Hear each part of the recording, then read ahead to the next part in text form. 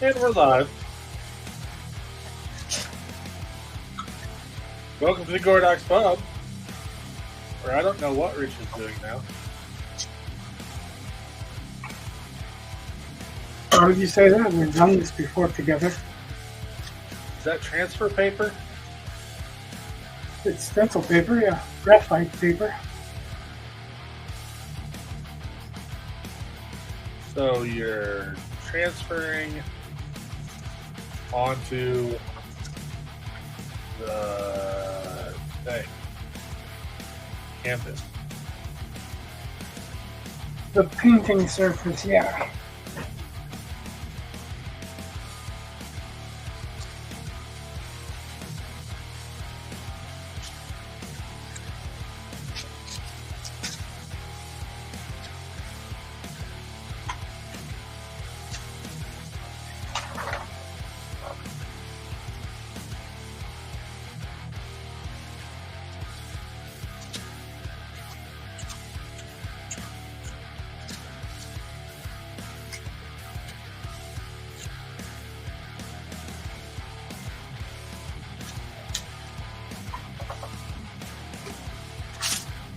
Because I've got a mountain of this stuff.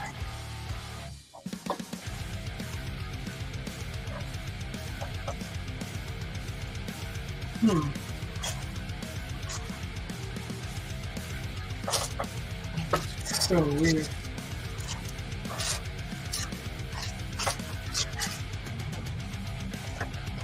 Bought this stuff because it was a deal on how much I got for the price.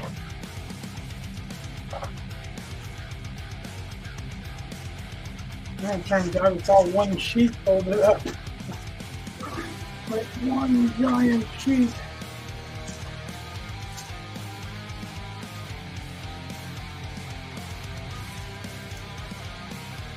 Like 6 or 7 feet or something. It's for a really big picture. Yeah, it might even actually be longer than that. I don't remember, but I remember that when I bought it, I was like, wow, that's a good deal. I know why.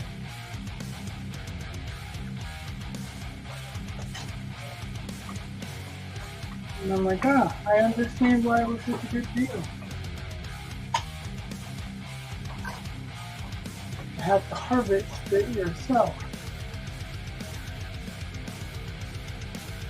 Guess I'm going to turn the volume up so I can hear you. Hey, look, I was last minute posting everything, and we still got that one viewer. Okay.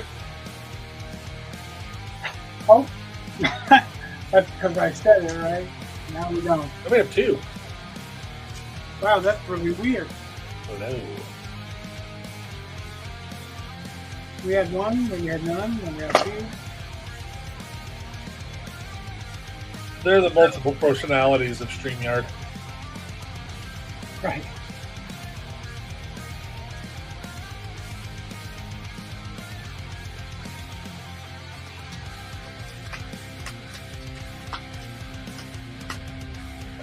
Suppose I could measure this out, right?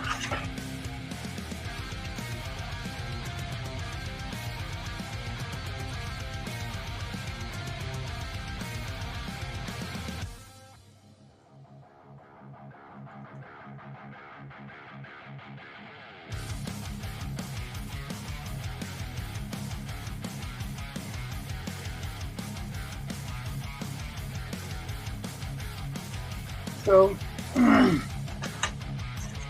scan the charcoal images, which I go to Staples every time, and every time they tell me, oh, go do it yourself on these machines.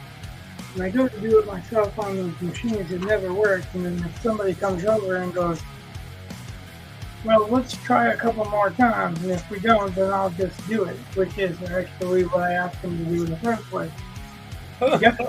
Guess what ends up happening every time? They end up doing it? Yeah. And on top of that, they go, well, he's tried it 3 times, so we'll just no charge. I go, Okay. For a few minutes more, I don't have to pay anything for it. See, when I worked at a coffee shop years ago, when someone came in and said, "Can you make copies?" you went out and you made the copies.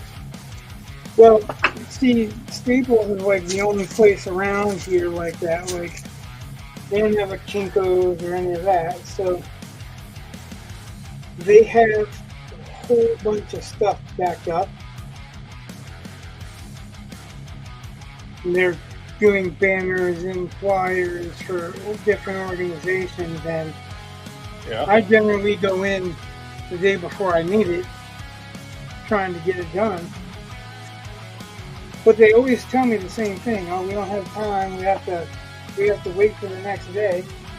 They always say go do it on this machine, and then they always end up doing it for me for free anyway. So, like, if they just stop for a second and make me 3 copies. Actually, they didn't even have to make me copies. They just had to scan it on because I had to resize it.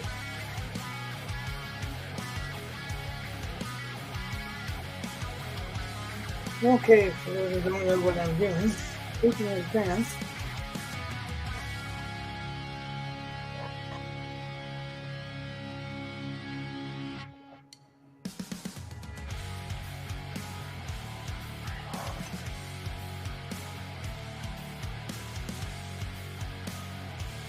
So that I can not worry about it sliding. So I put the pieces on over the top that I'm going to do.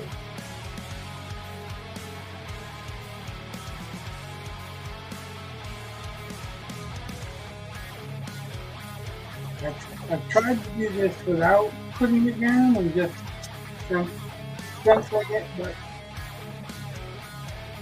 there's video of it.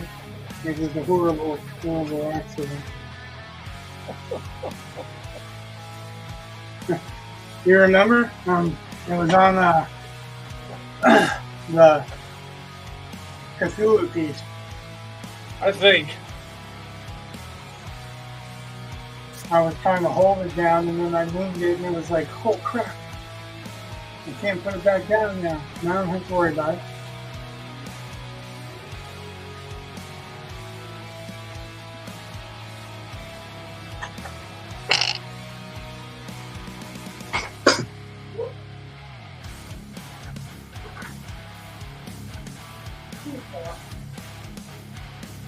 Yeah, easy killer. What are you knocking over now? Why do you keep knocking my flashlight over? Because it's there. It's gonna get bad. It's gonna get mad and smack you around. So I realized after I did this face in charcoal that it's not even. So I had to manipulate it on my digital painting program to even up the size of the job. When I did, I realized that the eyes were not equidistant from the nose. So, fortunately, one of the eyes is going to be in shadow, and I'm not centering it. So, what I did was mark off where the equidistant part would be. Pretty clever of me, if I don't say so myself.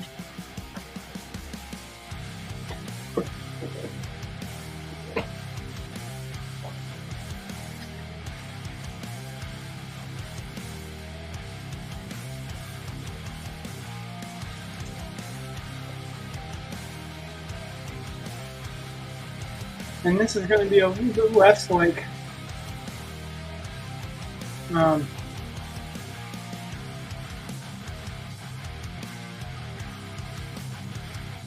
the Great Gatsby cover, a little bit more like Star Wars because I'm not centering the face.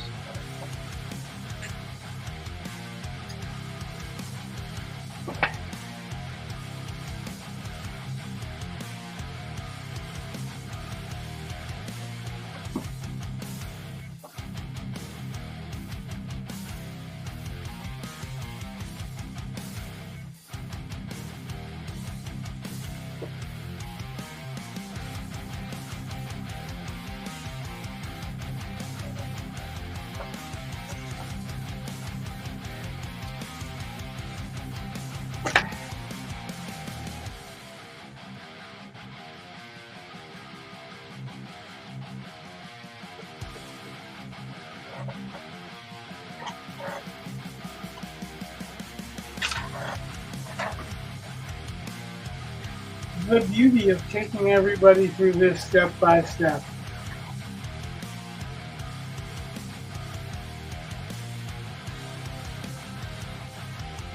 I also ran out of printer ink, so the next piece, well, actually, you can see it run out here. Yeah, I wondered what. I was like, okay. But the next piece with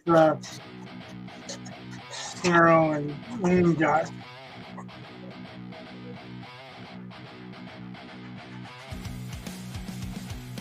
That's pretty much all that kind of FPS tone. Because there's no black apparently.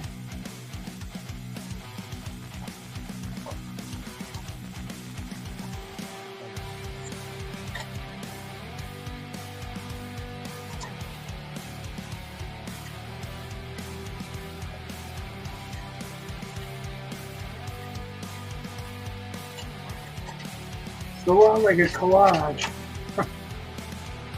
If I'm not gluing it down.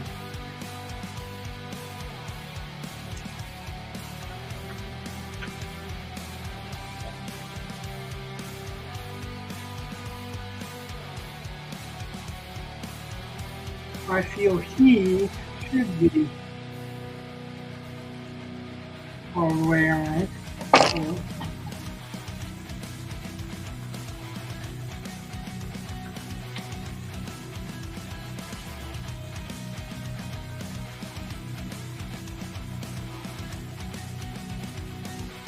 Of course, the bottom of them can fade off and it's going to fade off.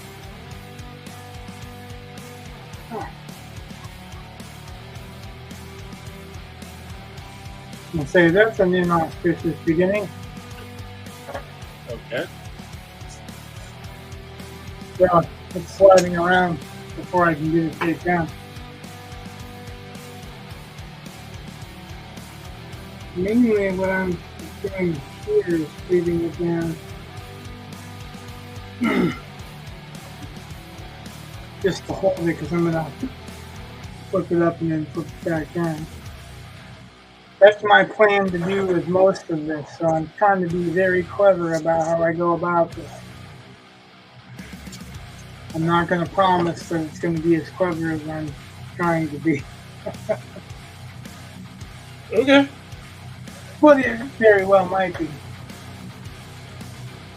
There's one more. Is that the one? Probably. Yeah, see.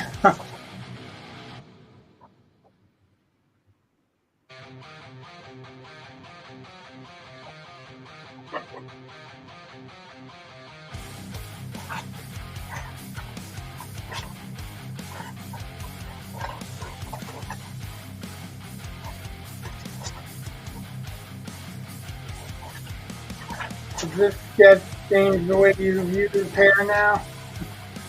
Yeah.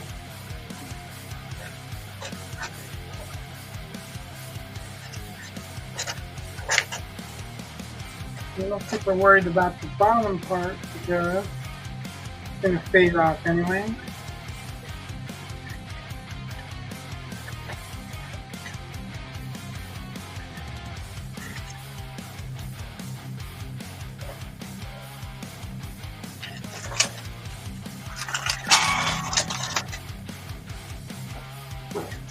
See, this is not cheating because I already drew it. If you look at my drawing, it would be cheating. But it is not my drawing, or it is my drawing, so it's not cheating.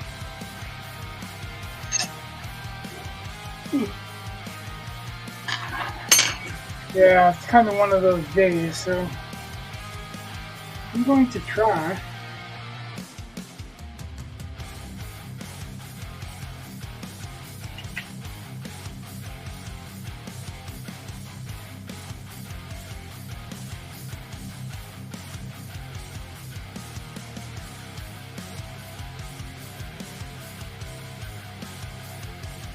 Get it all in there.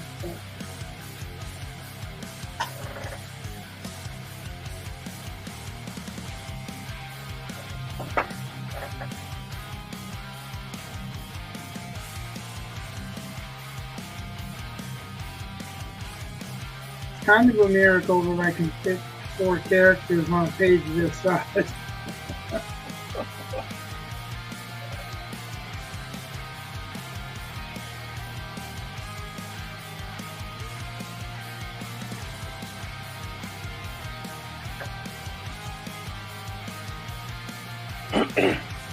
So I saw on YouTube earlier, there was a trailer for a movie called Werewolves,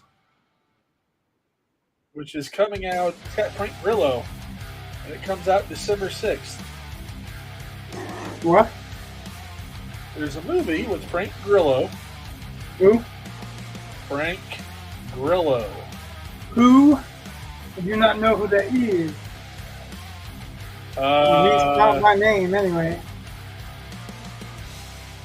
Did you ever see The Winter Soldier? Yeah. So you know Crossbones? No. Okay. It was really less memorable for me than for you, apparently. Well, And there were some scenes that were cool and all, but he's the one that gets the building dropped on his face, and he gets all scarred up, and he's the one leading the heist to get the biological weapon thing at the beginning, I think, of Civil War. Or, yeah, I guess that's Civil War. yeah, honestly, I don't think I paid that close attention to it. Anyway, so It's he's been a long time since I saw either one, and Winter Soldier's over, right? Yeah, Winter Soldier. He's in Winter Soldier. He's just like, let me see. Well, I'm not trying to be facetious. I'm just saying, like, it makes me think that part of my issue there is that it's been so long. I've seen so many movies, read so many books. Well, anyway. So, but it's a werewolf movie that basically, like, there was some supermoon that turned like 1 million people into werewolves. And it's basically The Purge, but with werewolves. That's the vibe I got from it. And but it was weird because it comes out on my birthday. And then I saw there was another movie, The Wolfman from Universal. They had a trailer out. Yeah, because that needs to be remade again. Well, that one looked more like, I don't know. It reminded me a lot of 28 Days Later.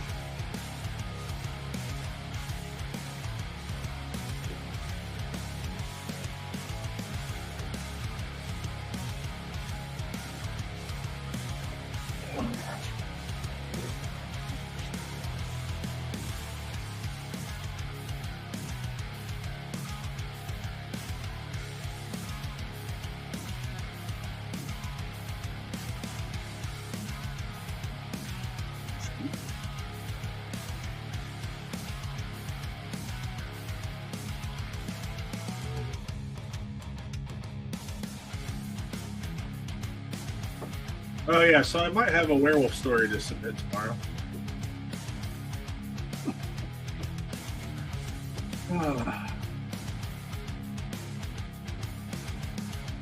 Yeah, I've got about 700 words of one and almost 1,000 words of a novel, so if I would be concentrating on one, and then I realized that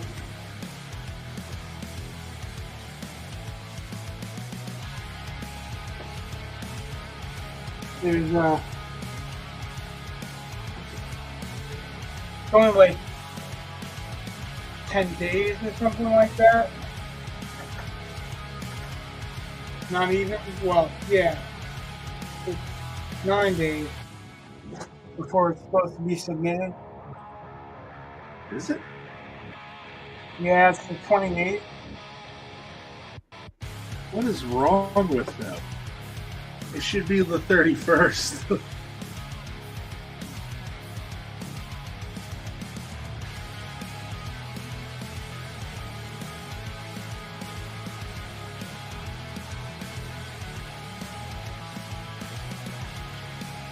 Well, you'll get an argument from me there. Where does it say? It's in bold line. It's in a bold line at the bottom. Oh, that's bottom? That's probably why. I was looking at the bottom. Well, it's where the submission things are. Yeah, it's in red even. That's what I'm saying. Like, there's no question that that's the way it is. I agree. I'm the last person to want it to be that way. Because I didn't find out about it until you told me about it. Well, you know, I told you about the day I found out about it. In fact, I'm pretty sure it was that day. Well, so I don't know. Like, that's not an accusation or whatever. I'm just saying, like, I didn't know about it, so I didn't have time. But I'm finishing the story. You know, it's fucking started right because it's too good not to. It's too enjoyable. Well, I'm going to finish this one, but I think mine is going to break a lot of rules.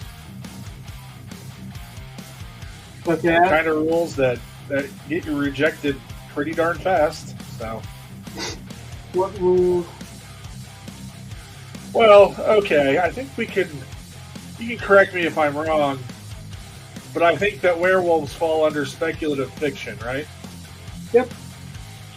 And generally, you're supposed to give some kind of indication about a speculative element pretty early on, because that way the editor knows, because if they don't know you, they have to, you know, there's a whole bunch of submissions, and some of them will not be the right, you know, genre. They won't be speculative. Well, and Dave said you can use evocative language just so long as you get the feeling that it's a horror story. Well, I'm hoping this slides, but it's one of those things where I have to hope that it slides long enough for an editor to get to. So, well,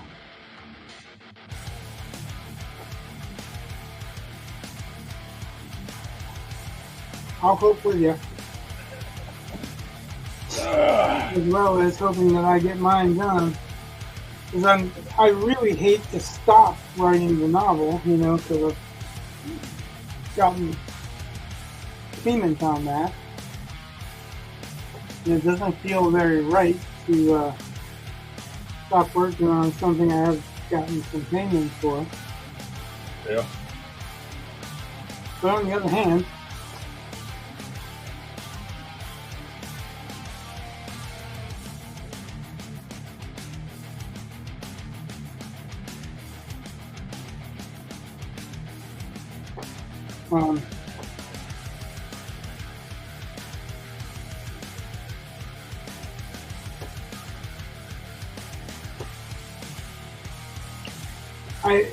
if I just concentrated on this werewolf entry,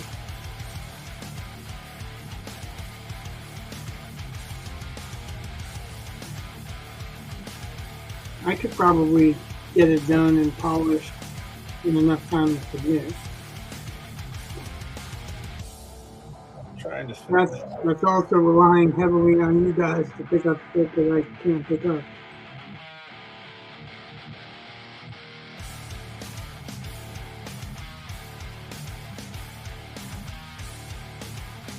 But it's one of those things, like I said, it's such fun to write that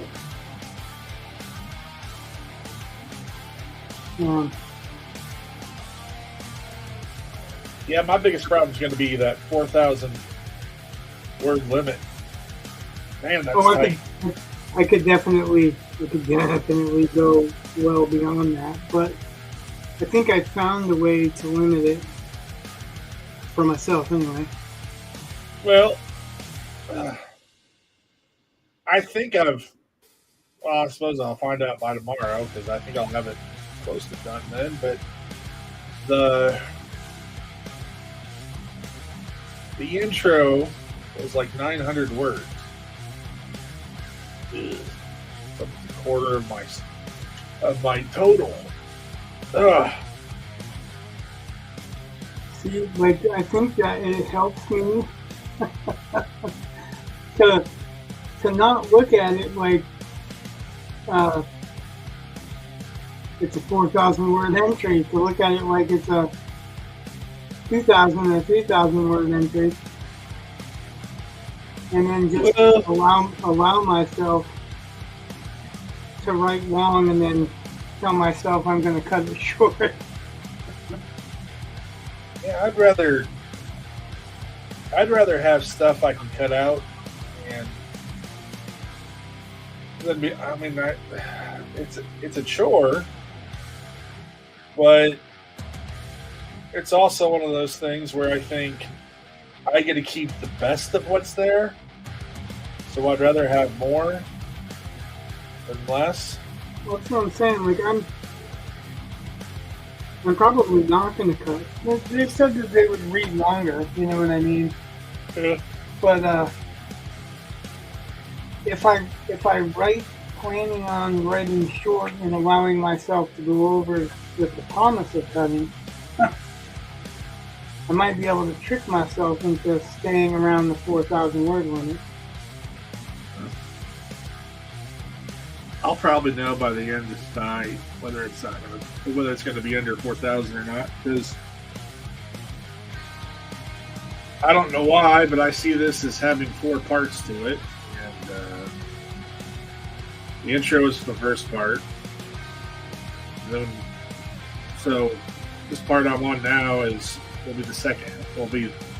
Should be the halfway point. So if that's the way it works, you know, but as long as I'm under 2,000 words, I suppose I'm good. I think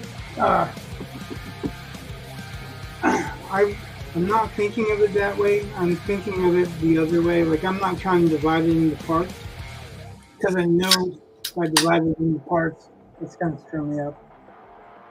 It's like almost guaranteed to mess me up and to write long and to write short. So I've been trying to do one of the things I don't really do very often, and use the line break. So I'm trying to use the line break to lead forward in the story. Yeah. So I wanna spend my time and my effort focusing enough on the characters that if I'm cutting something short, it's really cutting short the action, because I want you to like the characters more than I'm concerned with the action. I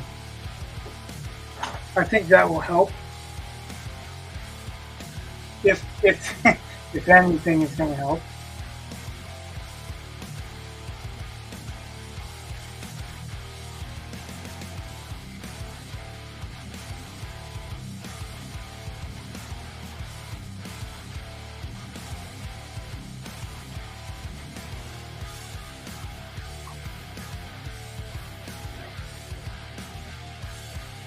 Well, the only reason why I thought of mine as 4 parts is because it's 4 different locations. So each location has a purpose, and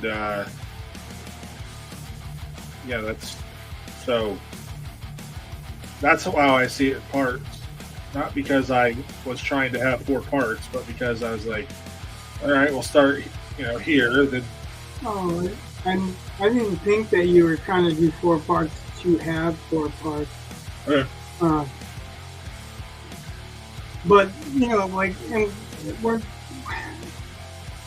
different enough writers that, and I'm comfortable with the fact that we're different but skilled. Right. That so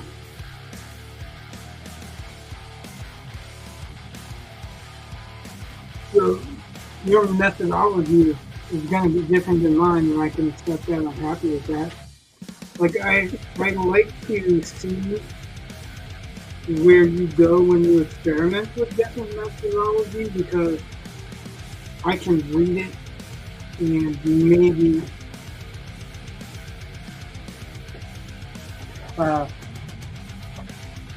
take parts of that methodology that work for me. Well, so I like to see people experimenting, even if you like wrote it with an intent of order or something.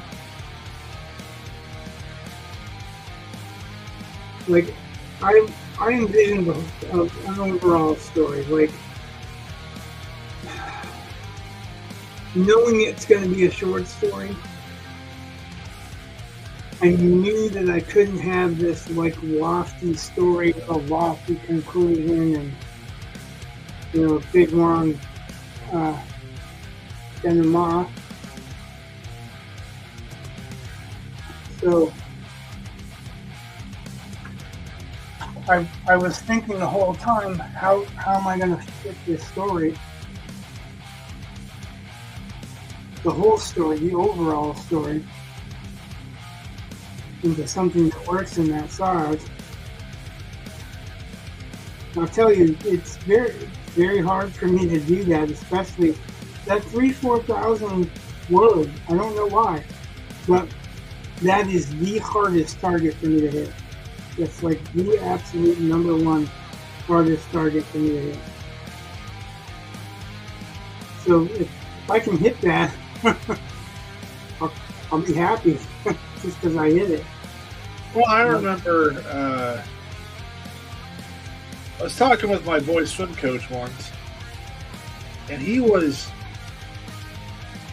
they were kind of pushing Thad into doing the 200, and or maybe it was Witt, I don't remember. One of them, they were kind of pushing towards the 200, and they said the reason that nobody wants to swim the 200 is because it's not a sprint, but it's not a long race.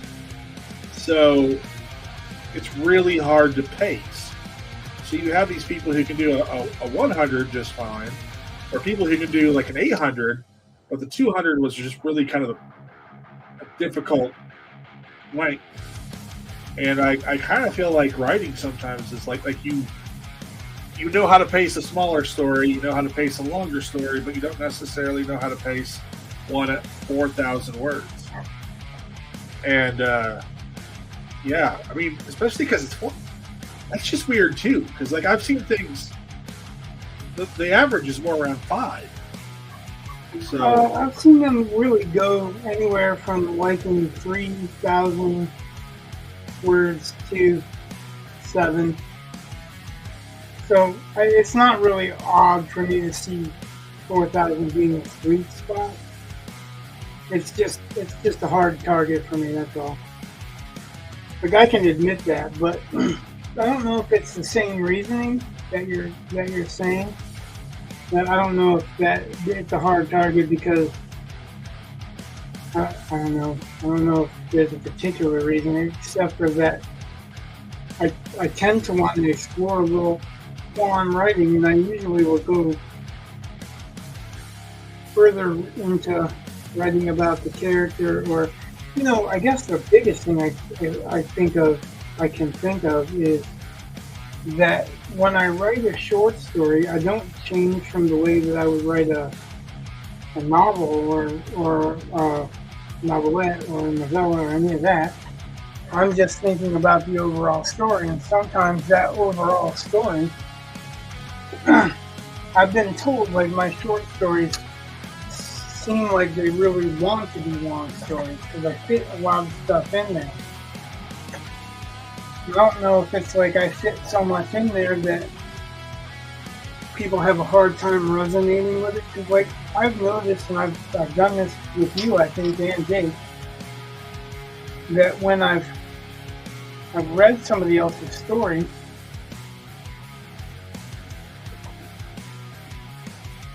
I missed something because something was in like one sentence. You know what I mean? Like they didn't lay it out enough for me to pick up because it was only in one sentence. Yeah. So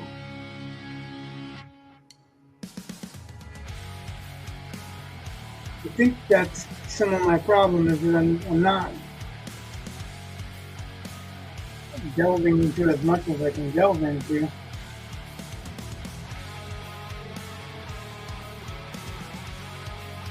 Or feeling like I'm delving into more than I should or something like that. Like, I think my problem is that I want to keep going when I get something. It kind of feels like it in the story that I want to keep going. But I don't know, like I know that stuff better when I get outside points of view.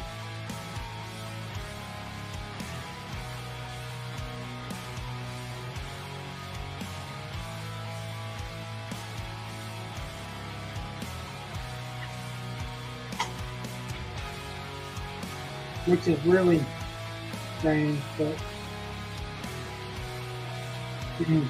I think for my own sake, like I should be able to gauge stuff better.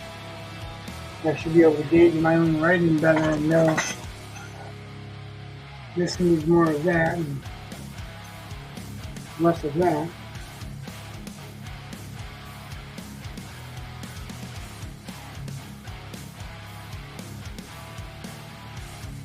But I do have a hard time doing it because I just want to keep going and doing something. Well, I mean, there are artists and writers that would say that's your voice, you should keep going, and all that kind of stuff. So. And you know, I agree with them to a point, except for when you're writing to market, which is why I kind of don't like to write to market. Right. Because number one, when you're writing to market, you've got a bigger chance of rejection than accepted anyway. And if you're curtailing what you would normally want to write so that you can get a better chance at acceptance when no one's going to accept it anyway or whatever, you know what I mean? Okay. Well, or there are certain places that you change your writing style because you know they're not going to accept whatever you're doing, like certain contests. And, well, and the odds of you winning that certain contest are over 4,000 to 1. That time could be better spent making a story that you're proud of, I think, than worry about getting into the contest. Now, I'm not delving into the whole contest argument. What I'm saying is, like, the writing to market is directly related to that. The contest that you are referring to. See, I'm not trying to go into the contest. I'm just trying to. I know. I understand that. But their requirements don't contradict what I would normally do usually. So, like, they want it around PG-13, and I generally write around PG-13 anyway. I've heard you saying stuff that you had planned to write, but I don't think you really write outside of that box. But I have heard you say you couldn't send a certain story in because you didn't think it was going to get accepted. Well, that's fine. That's just knowing the market. And that's exactly what I'm talking about is market. But That's exactly the subject. I wasn't talking about the contest. I was talking about the market. right. Like, I'm just saying in that any particular market, it's going to be the same thing, really. for me, if it's speculative, I don't think if there's a market that I already know about for the story that I want to write, cool. I understand if there's a submission deadline or whatever. But if I just have an idea for a story and I don't have a home for it, or even a likely home for it, it makes sense to me to send it into that contest because it's a free contest and the payout is rather good if it works. And if it doesn't work, I'm out a few months, and then I get it. Then I can send it out again. So I'm not overly worried about that, but yeah, but that's not what I'm saying. I'm not saying. I also think you're right about, like, again, I've been trying to get more done on the novel just because I'm like, yeah, I should have a book. Yeah, like, whether you write short stories or novels, that doesn't mean anything to me.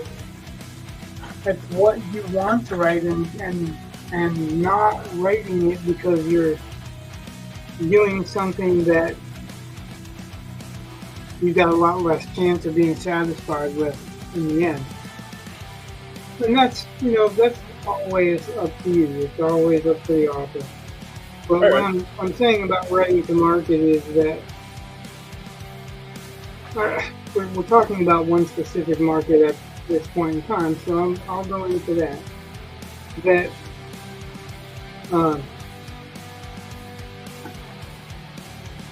The story I'm writing, it may not be right for this market. It may not sell in this market. The chances, I don't know how many people are going to submit to this market. I don't know how popular a market this is, right? Right. So it's all pretty much guesswork. Like, as far as market goes, they didn't give you a whole bunch of restrictions. Give you a couple.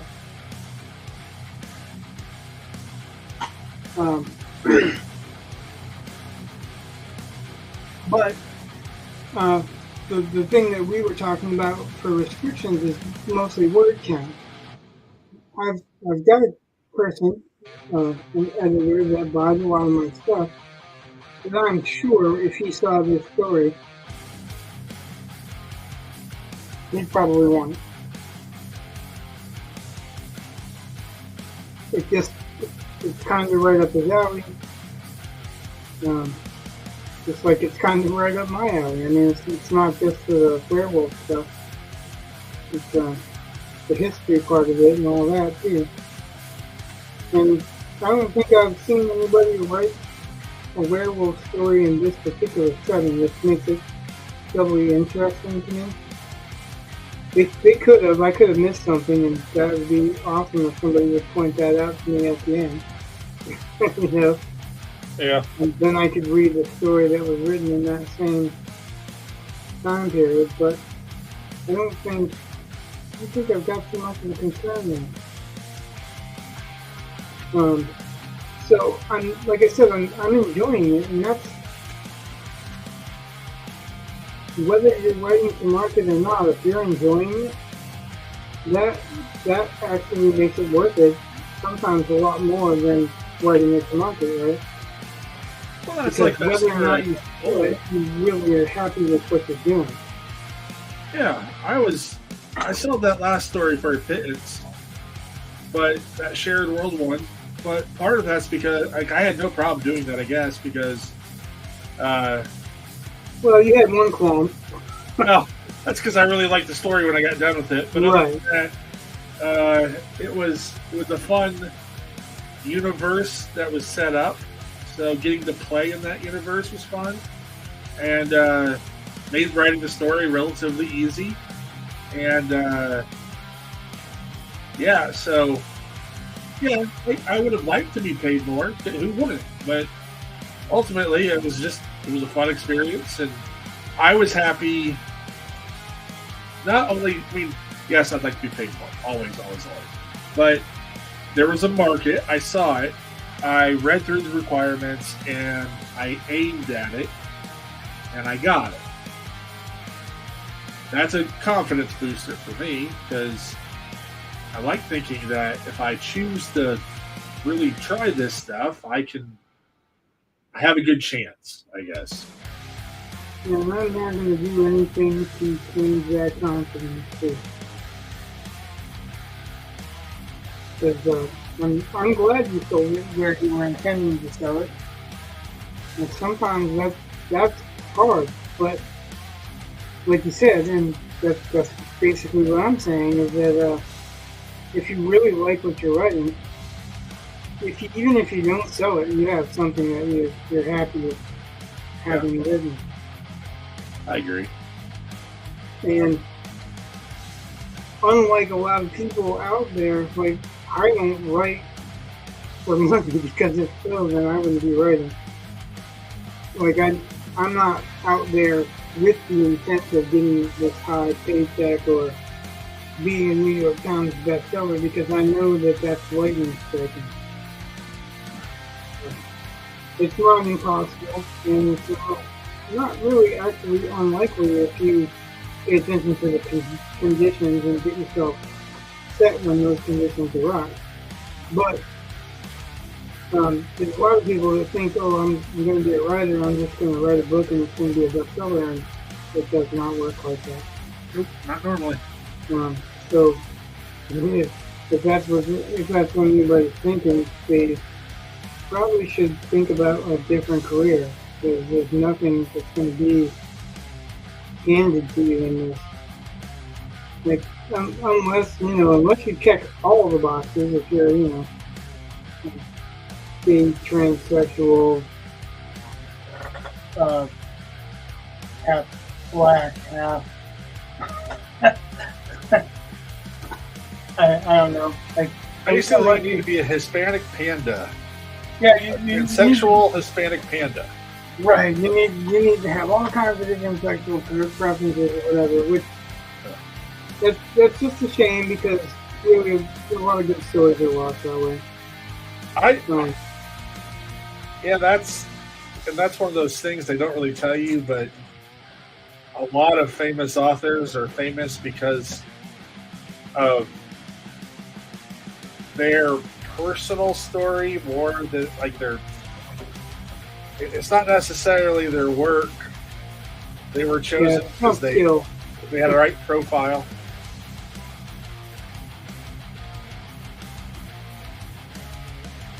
But it's just sad that there's a lot of good stories lost to that. Yeah. It's like saying you can't write a story about a straight white Christian or whatever. You should be able to write a story about whatever you want to write it about. Yep. Like, if it's a good story, it doesn't matter if you'll get somebody that wants to read it. So there should be no gateways to the type of story or the type of protagonist or the you shouldn't even know the color of the writer unless somebody actually digs into it. Like, that's what I'm talking about. If you're reading good writing, you shouldn't be concentrating on, is this person a black person? Is this person a Hispanic person? Right. It should just be oh, that's a good story.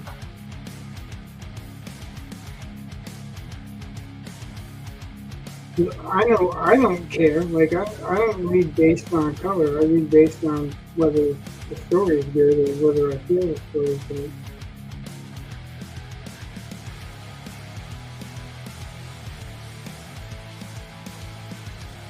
Like, for instance, Wild Orchid.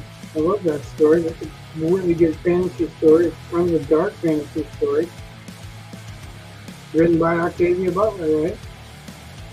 So that's a black woman, one of the earliest ones to really break into the speculative fiction market. Orson Scott Card wrote about her too. And I'll tell her all day long. Actually, that book, that was one of the ones that he was discussing, I think, in How to Write Science Fiction Fantasy or something like that. It Yeah. might have been Viewpoint or Viewpoint one. One of them, but it got me to read it. So, And I enjoyed it too. So that's the key. Like he's got other books in that line too. yep. They did a TV series of tried to start doing a TV series of the Kindred. I don't know if that's still going on. Oh, I didn't know that at all. Yeah, it was kind of interesting. And, you know, it's a girl that's a descendant, I think, of the protagonist in Wild Orchid, and she ends up going back in time, like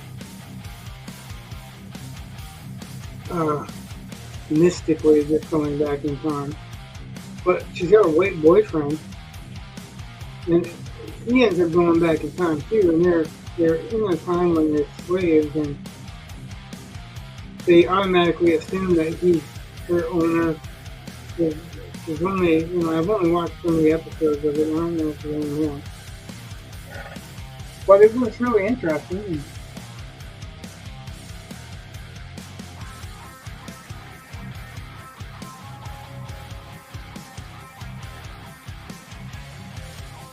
Wild Orchid was excellent. The Parable of the Sower won both the Nebula and the Hugo. I did not get into that well because it seemed to be like it was disparaging Christianity, and Yeah. I'm just not interested in that. So I mean, but her other work definitely was excellent. My aunt shared some post about how can Christians vote for the most unchristian candidate or something like that, and it's from a dump Trump group. Right, And, and Kamala, sorry, did you hear that with Kamala? yeah, Her rally? you're at the wrong rally. Yeah. Somebody's like, Jesus is Lord. You're at the wrong rally. You want the smaller one down the street. Smaller? Yeah. And I thought about referencing that whole "you're at the wrong rally" thing, but instead I just said, okay. I mean, I can't take you seriously because all you do is say it's Trump, but you know, you can't okay. Turn that same scrutiny on Kamala. Tell me how Kamala is a more Christian candidate. I'm not saying Trump's a good Christian. I don't know. You're not supposed to judge a Christian on their journey. That's not for us to do. But, okay, no problem. Well, tell me why you think Kamala's a better Christian. She didn't show up at the Catholic fundraiser because she was on Saturday Night Live. So it's just... And that fundraiser, the Al Smith fundraiser, is usually a fundraiser where both parties' candidates get together and kind of roast each other good-naturedly. Yeah, so, well, she can't do that. Right, and I'm sure that's why she didn't show. And they were saying, oh, Trump's being mean again, basically, but he was funny as shit. Well, I mean, for me, I'm sorry. I got to thinking about that because I was watching some old, I think it was Family Guy. I don't think it was King of the Hill. It was Family Guy. And they're just mocking George Bush. And I'm like, yeah, I remember when George Bush was Satan. And Trump does not like a lot of Bush's policies. So you would, but Trump's the nominee, so he must be Satan. And I'm like, I don't think Democrats would ever accept any Republican, no matter what. It's not about policy. It's just about that's not my team.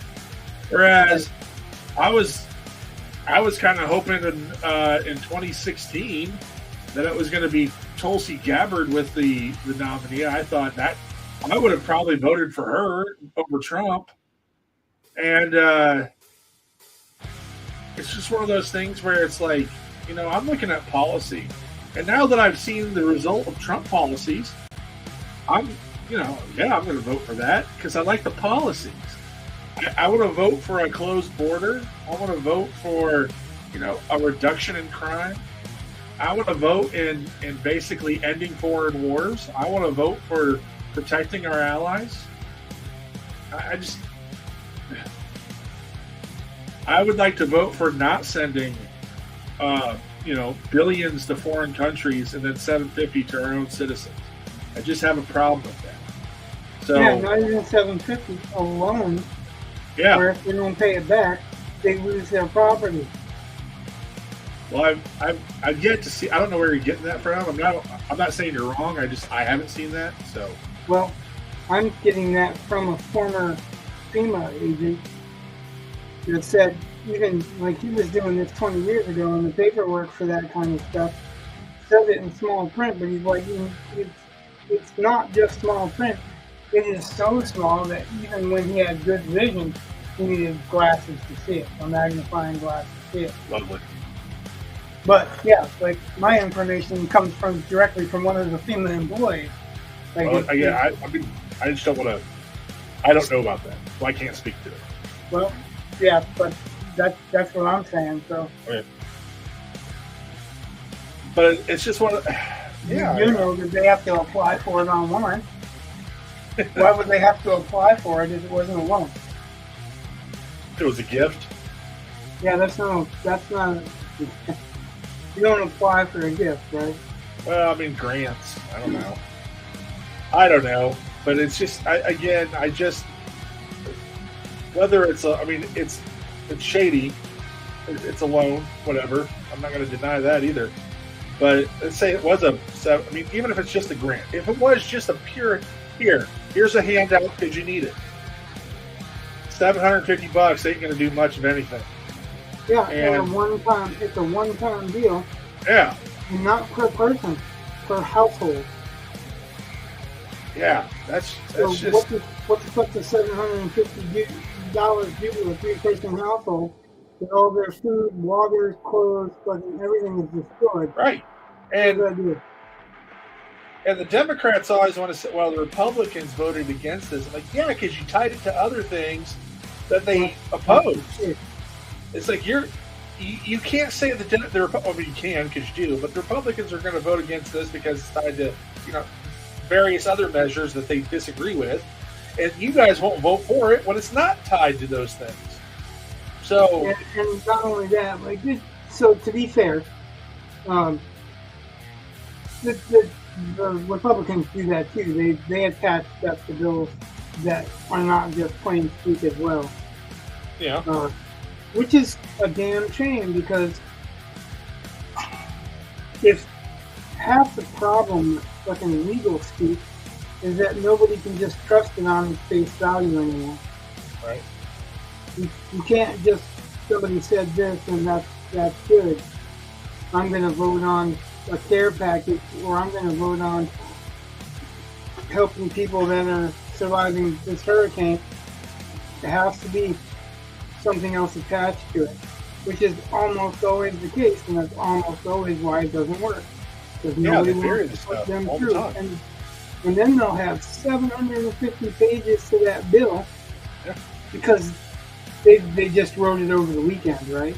They didn't have a 750-page bill all pre-planned out so that when the need arose, they could just kind of plop that extra shit in.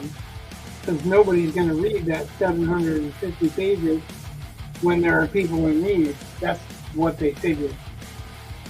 It's really disgusting. It really is.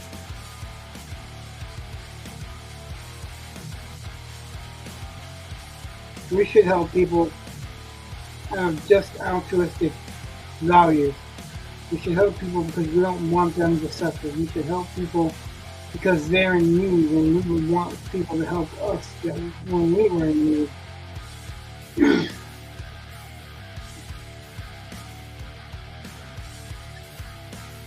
And yeah, frankly, it's just disgusting.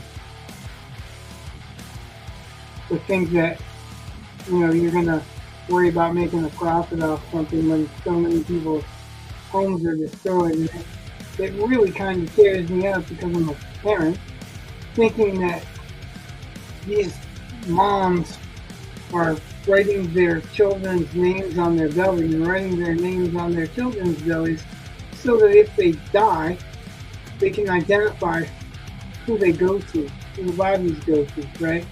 Right. How fucked up is that? And what they get for help from FEMA is maybe we'll give you a loan. The determining factor for them giving a loan, you don't think it has anything to do with them having property, do you?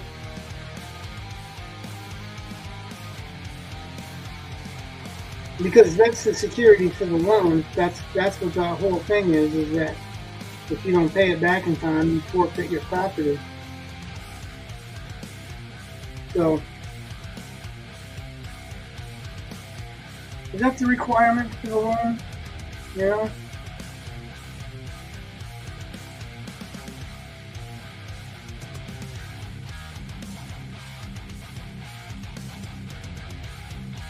People should just help people because they need help.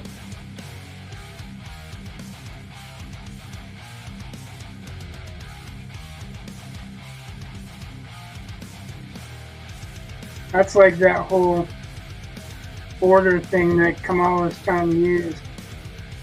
Well, we had something, but the Democrat or the Republicans wouldn't vote for it. Well, yeah, what you had was mass amnesty or faster processing to get more people through, not to actually vet them. Right. It was an amnesty thing. It was a mass amnesty thing because it was pretty much giving amnesty to everybody that was already in. Yeah. So what the fuck is the point? Oh, so we can slow down the flow? Really? That's what you're offering? That's your big solution, that you can help slow down the flow? I have a solution. I think as president, this would be my solution. Publicly, I would say it during the day. I would say, look, our southern border is way too big. The fact that the Democrats are absolutely right. The cost of building this wall, way too high. The southern border of Mexico is a lot smaller, and since they all want to come here anyway, we're going to just annex them, and then we have a smaller border. And yeah, that's my plan. Unless Mexico wants to actually, enforce their southern border, because really most of the illegal immigrants are coming from further south than that. Well, that's true to a point, but there's a lot of murderous gang members coming in from Mexico. So, well, you just say if Mexico can't control their border, then we will. If you make Mexico us, then they can move about freely anyway. And then you change the dynamic of the Mexican police, the Mexican jails. You change the region that can vote. You know what I mean? It changes everything. The dynamics everywhere change. And I don't know if it's for the better. So. It's not necessarily that I want to annex Mexico. No, it's just I that I want to tell the Mexican president, either figure out how to run your house or we'll run it for you. It's a threat. And absolutely,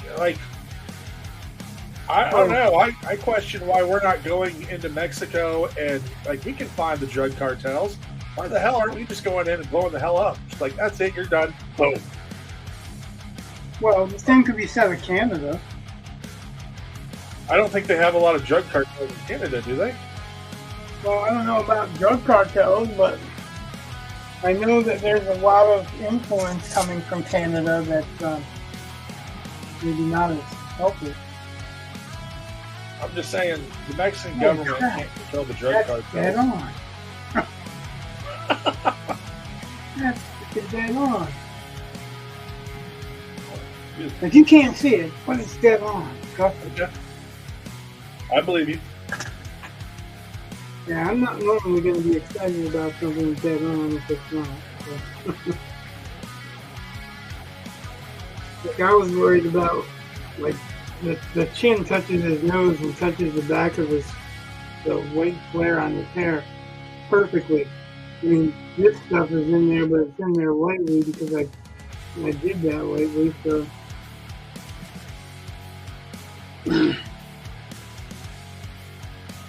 But I wanted to have that. Yeah, it will end up really well.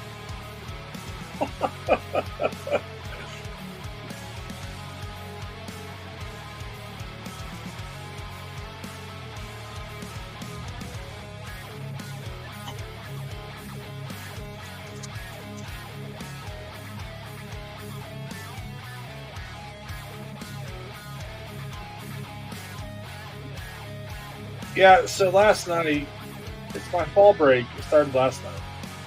And I'm upstairs working. My wife is downstairs watching TV with my son. And I look at the clock, and it's like 10:30, 11. I'm like, all right, whatever. Like, I figure my wife will be up soon because that's about as good as bed. In fact, lately she's been going to bed like at 8. Like, she's been tired. So I'm just kind of working until she goes to bed. And I don't think anything about it. Next time I look, it's like 1:30 in the morning, and she still hasn't come up. And I'm like, well, that's just weird. So I'm like, maybe she's waiting on me. Like maybe she figures it's my break, and she's giving me time to work, and trying to be nice. So I yell out. I give up. I'm going to bed. So I go to bed. I don't know when she goes to bed. She doesn't come to bed until after me. So this morning, I'm talking to her and my son. And it turns out that Thaddeus slept on the couch last night because my wife wasn't going to bed and he wanted to play video games. And she was just staying up with him because they were just enjoying themselves, but so she was trying to stay up for him, and he was hoping she'd go to bed. I was hoping she'd go to bed. She was trying to be brave and stay up with us, and we were just both kind of waiting for her. And so, yeah, everybody was just staying up for everyone else, and all three of us were just wishing the other, like one of us would call it a night.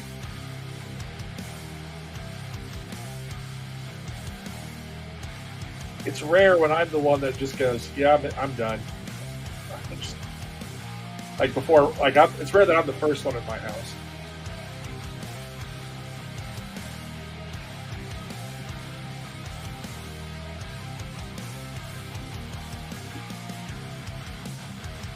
Oh yeah, that's the other thing that happened yesterday.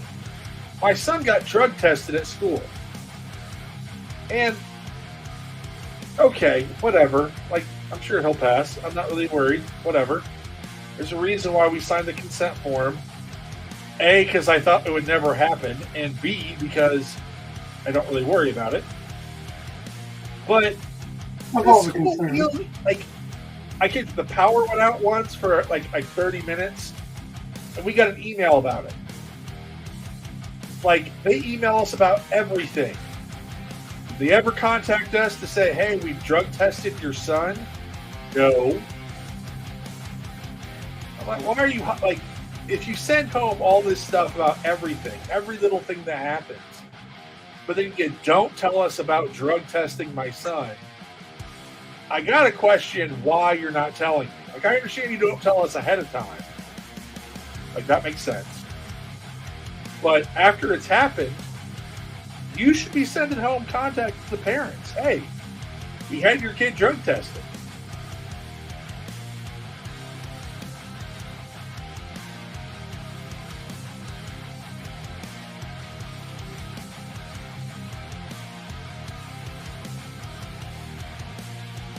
And I'm not all that surprised that they were doing drug testing, I guess, because, I mean, I'm kind of surprised they went that far.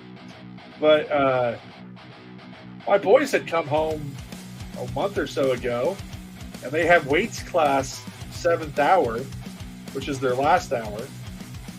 And they said the metal weights smelled like weed. So it was they could barely walk into the weight room. And it's like, okay, so it should be the people before you that get tested, not you guys. But whatever. But that sent Thaddeus into a tiz. He gets these paranoid spirals. There's a reason he's in therapy. So, wasn't super pleased, gotta tell you.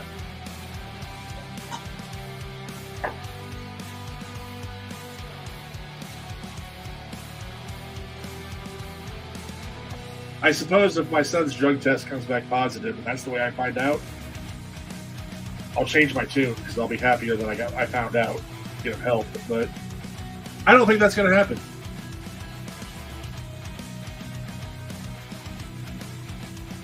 And he's too poor to be selling drugs. So.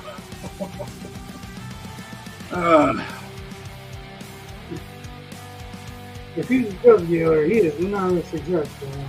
Yeah. He guys need to work on his entrepreneurial skills. Oh, that's one thing. He's got a project right now. He has to create a business. I really thought about telling him to create a... it would be a bed and breakfast type place.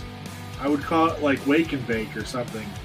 And it would be like Indiana, marijuana is illegal, so it would be just on the other side of the border with Michigan, and that way you could go and have a pleasant private stay and imbibe whatever you wish to imbibe, and it would be a pleasant, safe place to do that. But yeah. I don't think the school would appreciate my entrepreneurial spirit since it involves a substance that's illegal in this state. Mathematics.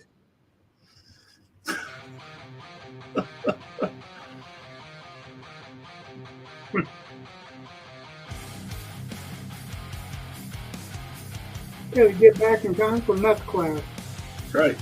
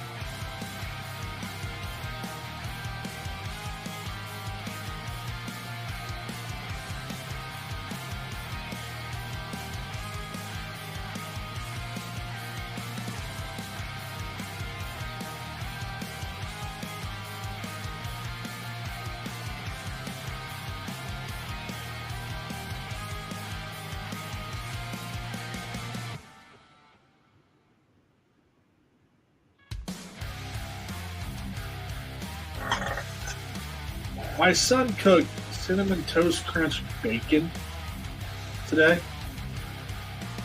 which I did not know existed.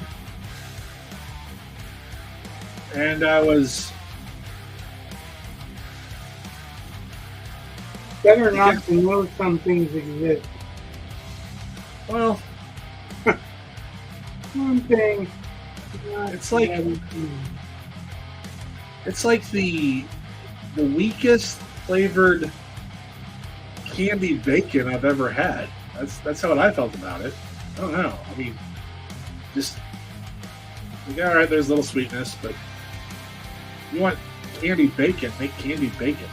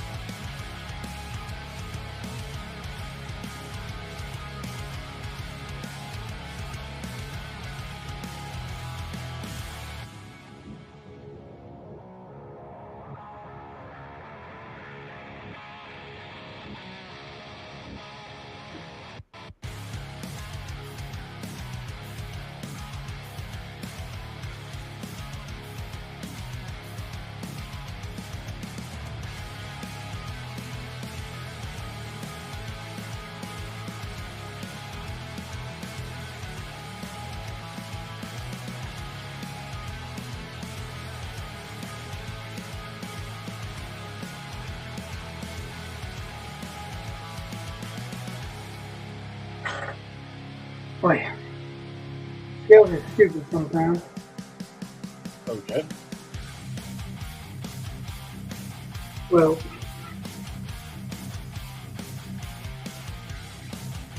they've got a process. They underlap and overlap, and Yeah.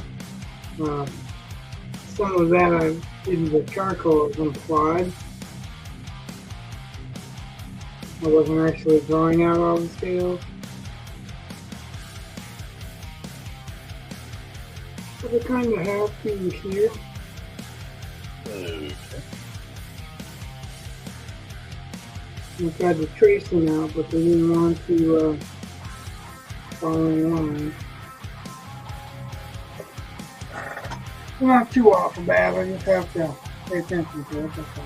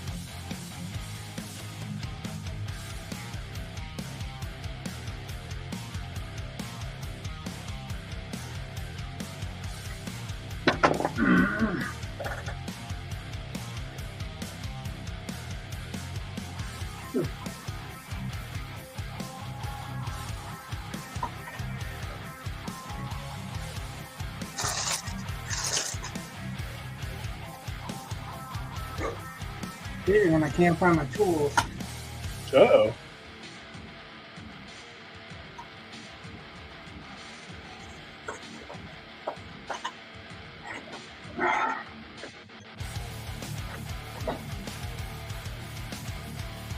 Yeah. Can't find my tools because I've been sabotaged. Sabotage. That's probably my favorite Beastie Boys song.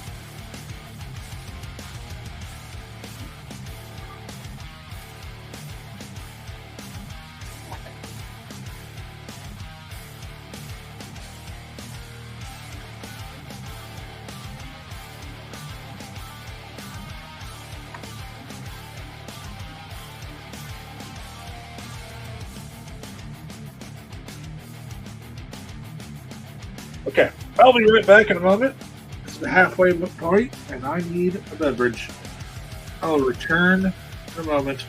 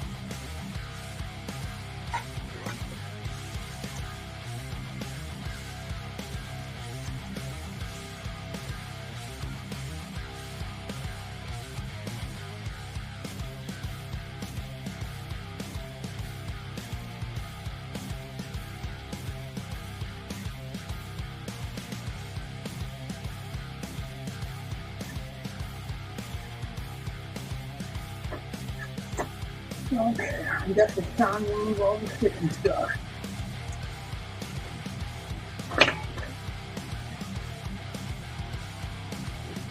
Now all the other sticky stuff.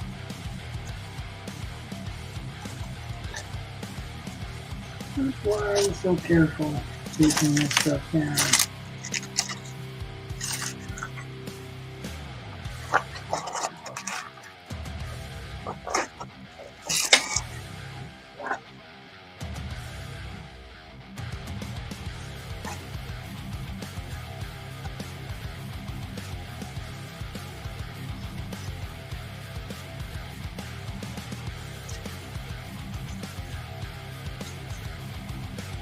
God. That's pretty sticky.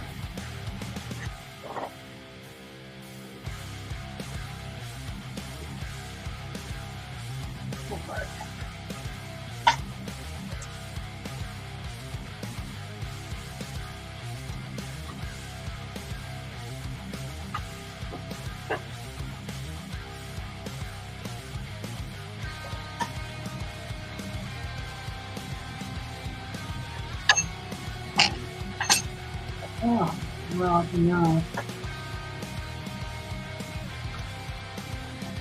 See if I get close enough for you guys to see what's going on. This is the layout of the painting. Oh, well, I should shrink my face again. Sorry. I'm back, though. What's that? I'm back. Right when you're trying to show the painting, Well, no, I'm just saying, like, I don't know how well this can be seen anyway, because it's mostly stencil. It's not even really dark pencils. A lot of it's just formed so that I know where I'm going. Can you, can't tell if it's blurry or not. Because it's light. Alright, it's just what it is. Alright.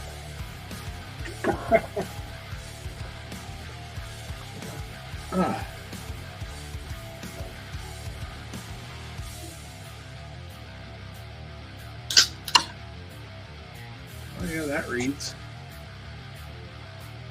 Yeah. It's gonna kind of be hard to read as this white pencil because most of it's just there for me, and I didn't want to do that pencil too dark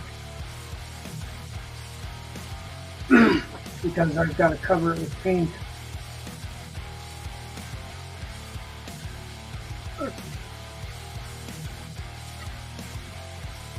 And so I'm just going to now and making small corrections.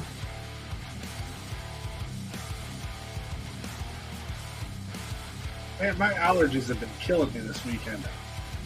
Oh, I had to bust out the nebulizer. I've already used it twice today. An old man, huffing and puffing. Ugh. It's that wonderful time of year where they harvest everything and it's dusty.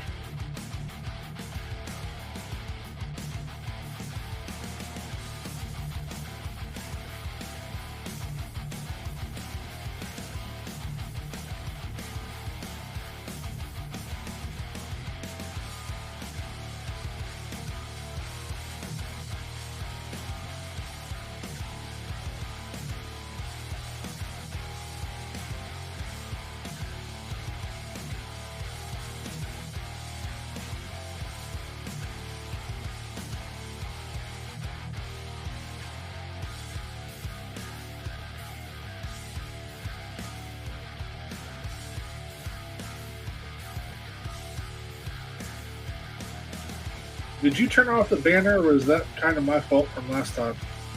I did not turn off the banner. Okay, well, I did last time when you were getting the final picture of your painting.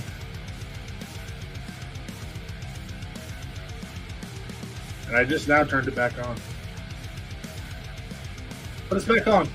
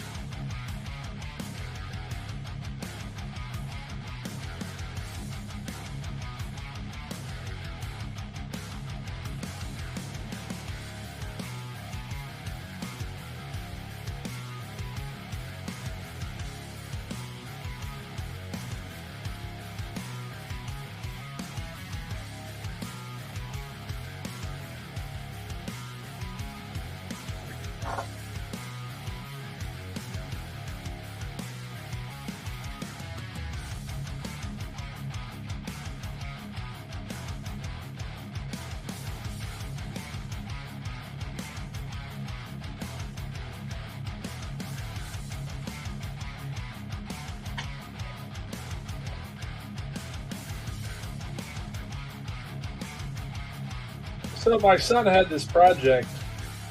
It's a exercise in argumentation, but I've seen something like this before. But there's like a grid of Avengers characters, and each tier has like costs more, and you're given $15 to assemble a team.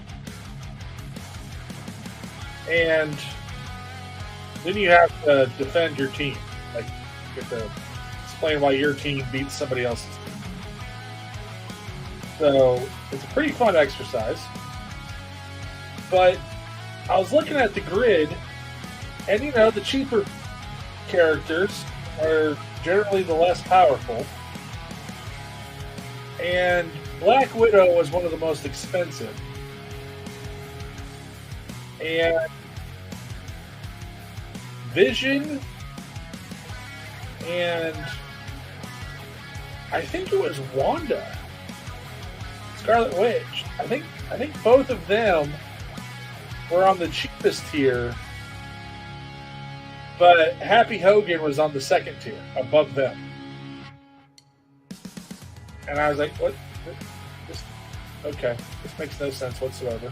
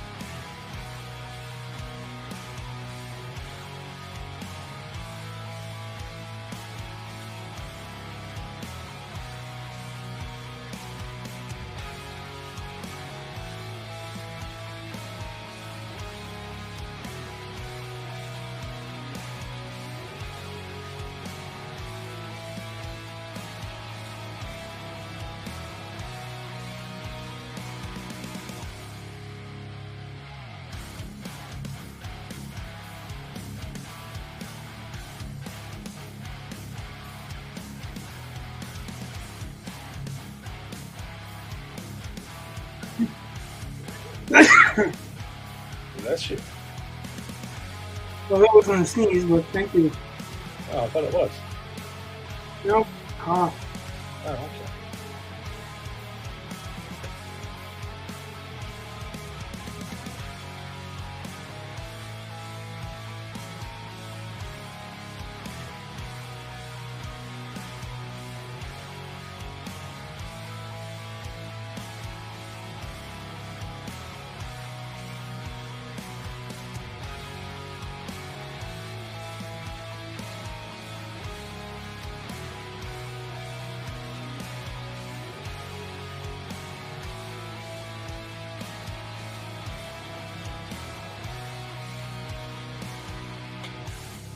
Yeah, I won't turn down any of the blessings. What'd you say? I won't turn down any blessings. Oh, that's good. I don't know why you would.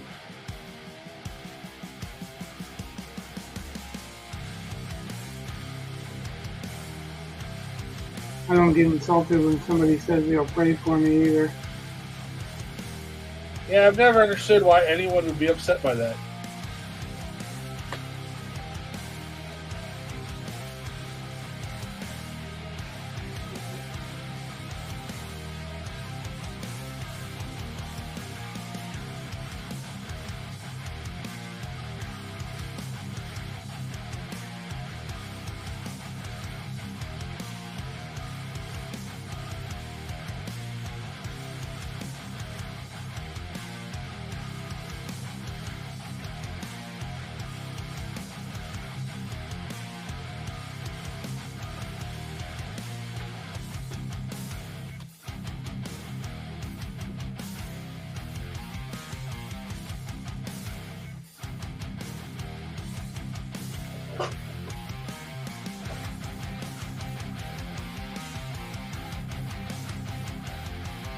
No, I guess it's kind of like people who want help, but not that kind of help. I mean,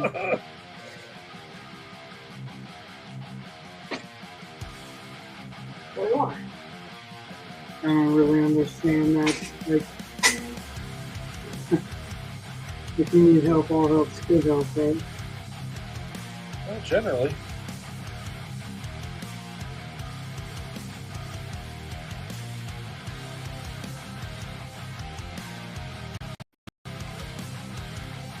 Well, as long as it's help.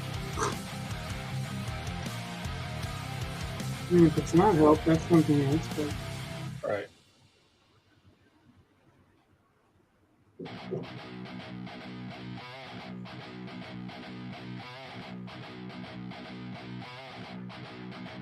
I really wish we could direct the camera. Like, move it around to what's important at the moment.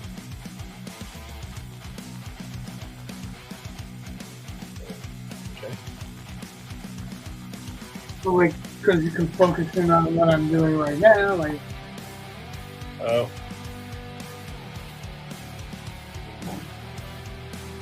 Seeing... I'm really only as far as solidifying the shadows, I'm only doing it around the face. And the major things that I would lose it in without having that there.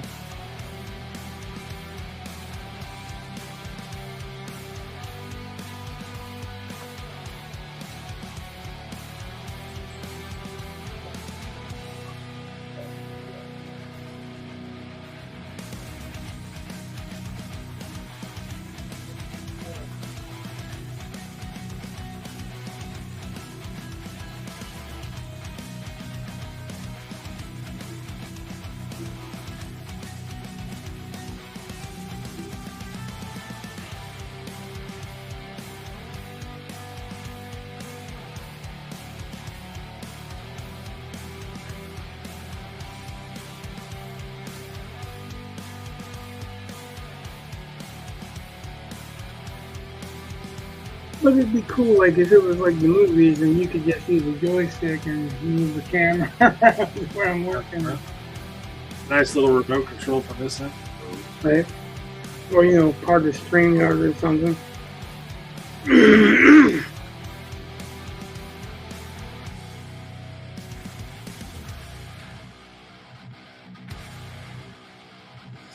It actually works the opposite way, like if it's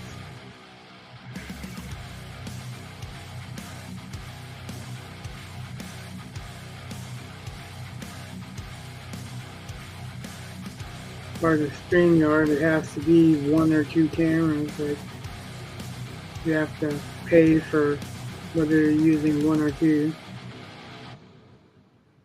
I'm downsizing a little bit of the musculature because I got just kind of too many lines in there. And this is mostly I want him to disappear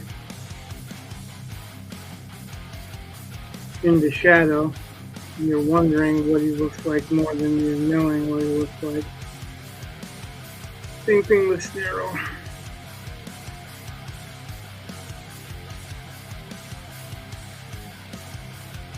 Have you taken a section of the story with sterile and had it be read aloud by MS Word? No, why? Oh, it's funny as shit because they don't know how to pronounce it. so they spell it. SNYRL. SNYRRRL. Nice.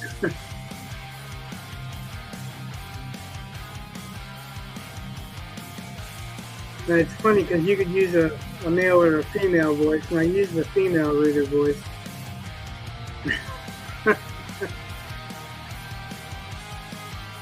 And I guess it just cracks me up, but it does. It cracks me up.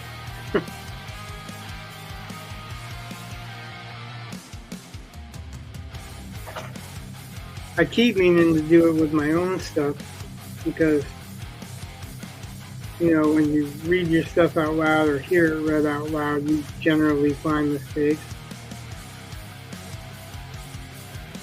kind of want to do that and find mistakes ahead of time.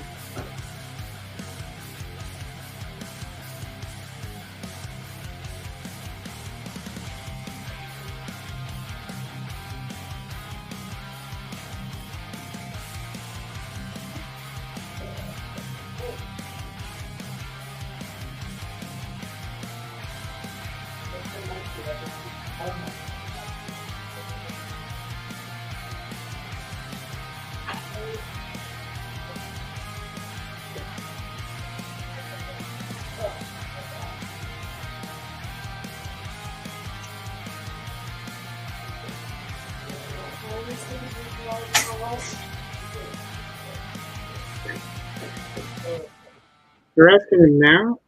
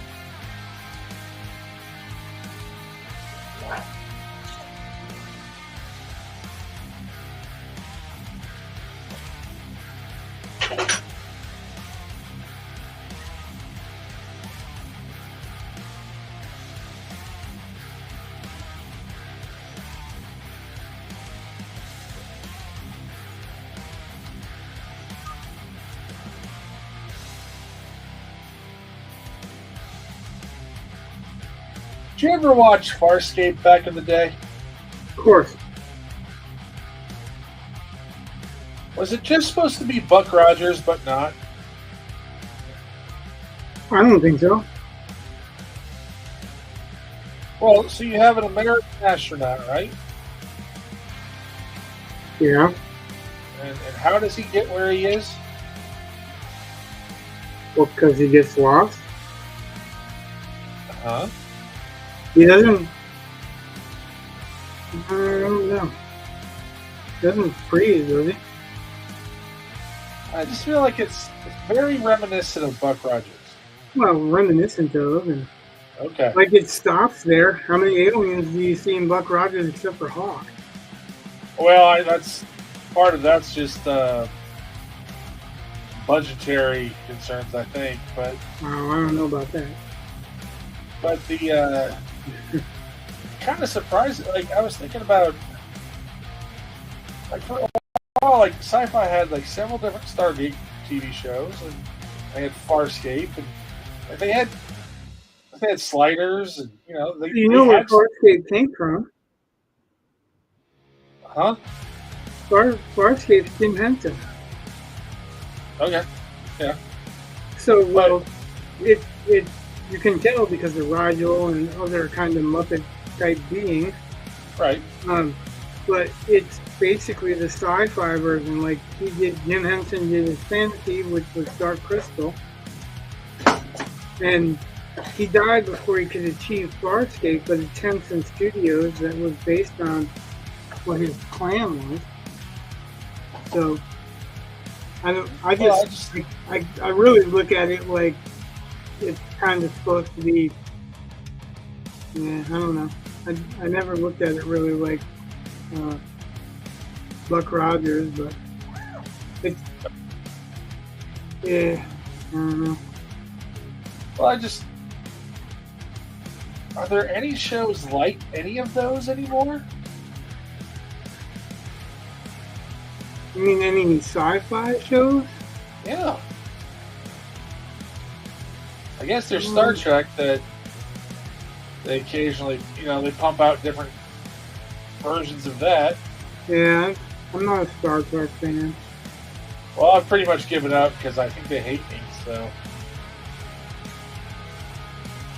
I've never really been a big Star Trek fan. I mean, I've watched a few episodes and they've been alright, and it's just mostly background for me. But like other shows like Farscape, I don't know. You watch Warehouse 13. It's not like Farscape, but it is sci-fi based. I'm just saying there's nothing currently out. Oh, I have no idea. I don't watch TV. That makes like triply hard to have this conversation because. Well, that's the other thing. I don't watch enough TV to know, but I don't see any advertisements for anything. I guess there's Doctor Who that you occasionally hear about. The longest running. Yeah. Yeah, they're desperately trying to kill that franchise too. Such a stupid thing. Why would you want to kill stuff that really has made you money for a long, long time? Has a large fandom. I don't really think it's the intent to kill. It's just, it's more like. No, I know what you mean. If it's going to, because of the way that they're treating the fans.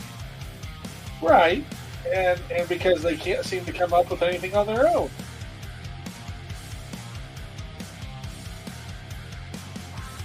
Well, that's nothing new.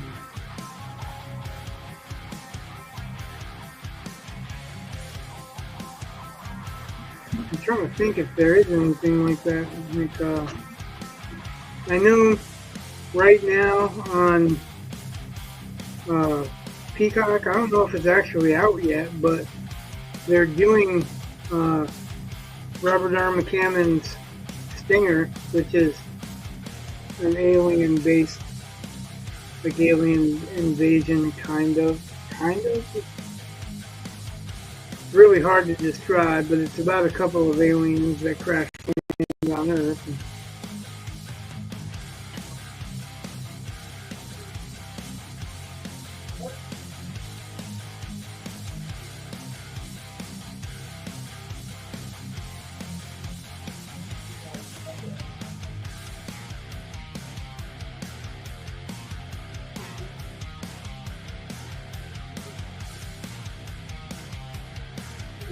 That's an upcoming thing. It's called Teacup, though. I don't know why the fuck they would rename it from Stinger to Teacup. Because A, there's a fandom for that, with Stinger, because McCammon was the best-selling horror author in the 80s. Like, it was Stephen King, Gene Koontz, John Saul, Robert McCammon. Those are kind of the names.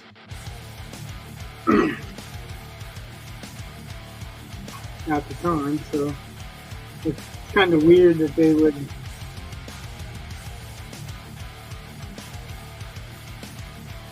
rename it. Kind of like that whole John Carter of Mars thing. Like, why would you take the of Mars off when there's a whole fandom based on Edgar Rice Burroughs of Mars, Princess of Mars book? Yeah, not only that, you have brand confusion with ER.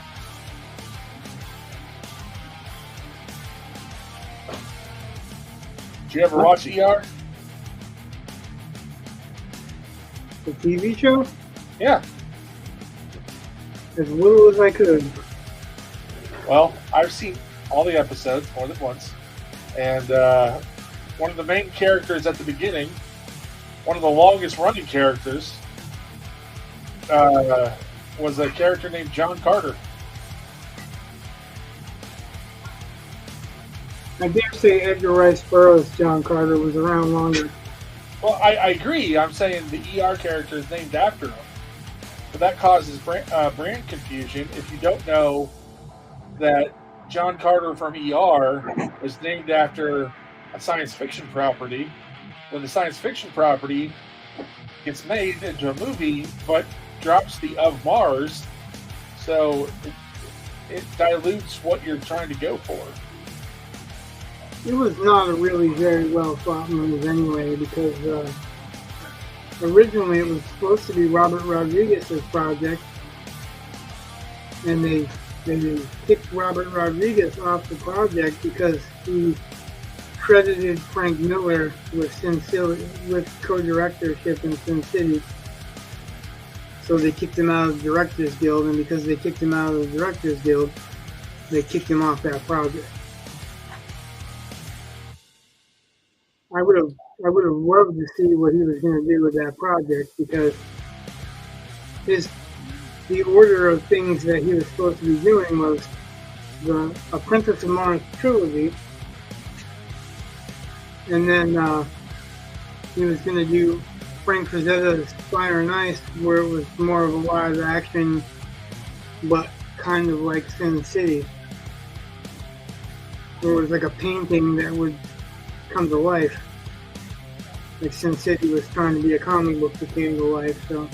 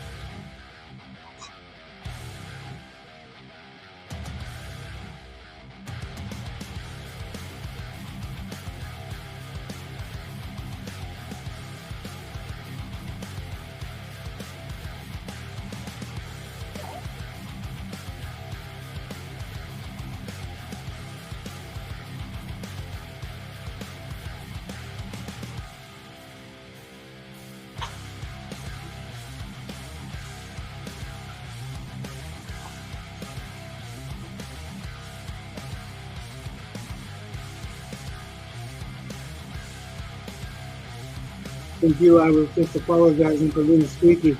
I don't know if you even heard him being squeaky. Yeah, 31 is Halloween. It's not just Halloween at school, bud. Halloween everywhere. Saw a thing today on Facebook that I really kind of liked. Then I saw the price tag of it, and I thought, I don't like it that much. But, you know the Christmas Story leg lamp? Yep. So it's that, except for it's made to look like Sally's leg from A Nightmare Before Christmas.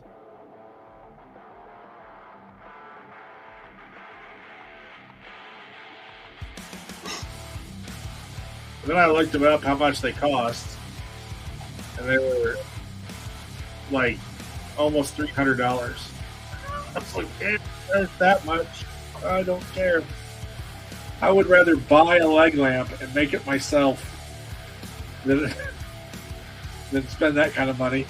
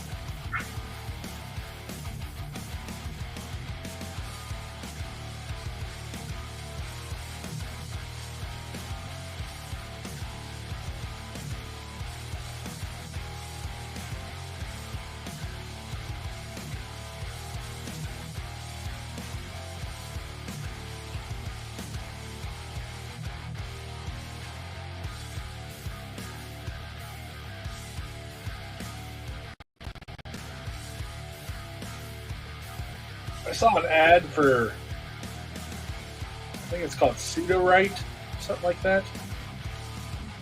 And it's an AI program. And the gist of the campaign was that with Pseudo-Write, you can write because it doesn't have all the guardrails that ChatGPT or other AI have, like like they don't like to write about murders. So if you want to write a murder mystery with ChatGPT or something like that, I guess it's going to be kind of hard. Whereas with Pseudo-Write, it'll be easy. And I just kept thinking, if you can't write without the machine, you can't write. It's not you.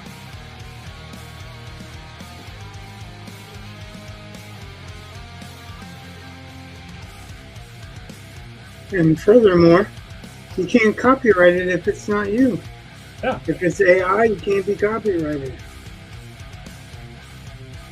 So if you write something, you write a novel or a comic or whatever, and it's AI, once you release it into the public, it's public domain anyway. So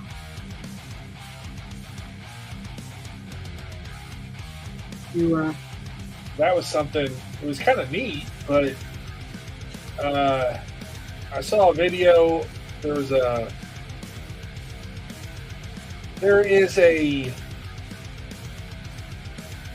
website that I like to use for class called LiveBinder, and I like the way it's designed. I've liked it ever since I first saw it, but now they want to charge to make more binders, and like they give you 4 free ones, whereas before I could just make as many as I wanted to, and I got a lot. Like, because I would just copy every year. I would just copy the class from the one before. That way I would kind of have a history of projects and things and notes that I've done. But now you can't do that, and it kind of bothers me. So I've been looking for a new program that would do it the way as well as LiveBinder or better. And I saw a video about Notebook LM, which is from Google. And so I'm watching it, and it's not what I want, so whatever. But it was kind of interesting because you could put your text into it, and it would basically like make a podcast about your book or your story or whatever. Like they talk, like it's got 2 AI voices that'll then like analyze it. Which I was like, that's kind of creepy.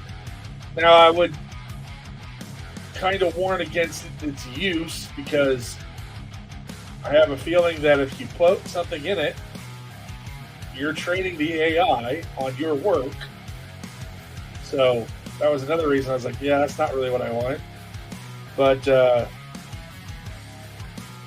don't know. It looked interesting, and I still think I think it's got a place in education. I just haven't figured it out yet, but I think I'm going to. That's one of the things I wanted to look at this week. I tried looking at it at work, and they have it blocked. And I was like, why is this blocked? It's a site from Google. But whatever.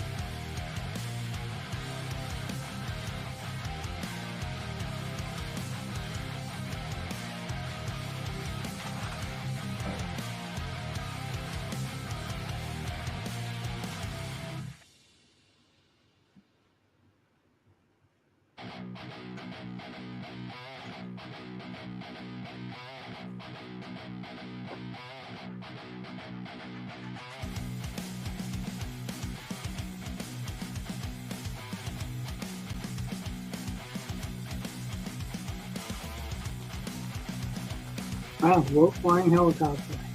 What? I said, wow, we got a world flying helicopter. This one I ever had. Oh.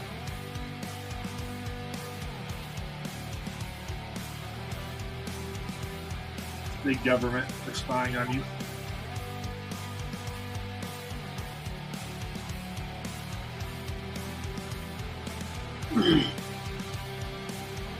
Soon enough.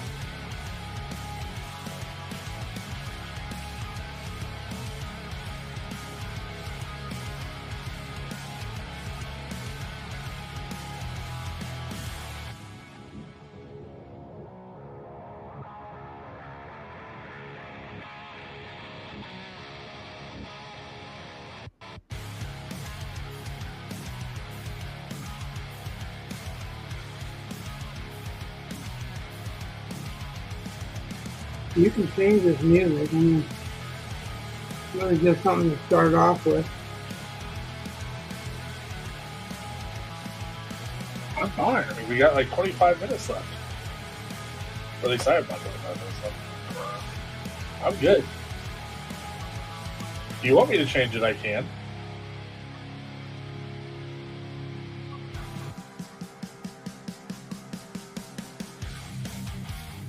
I figured you had selected it because you.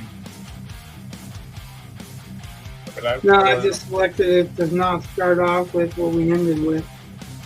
Oh. I figured we could switch over at any time. Oh.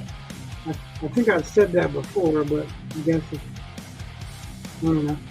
The reason that we have new music is so that we don't have to just listen to the same thing. Okay. I'll switch it. Okay. Anyway, it doesn't really matter at this point, but I was just saying you don't have to sit there through that. You can change it any time.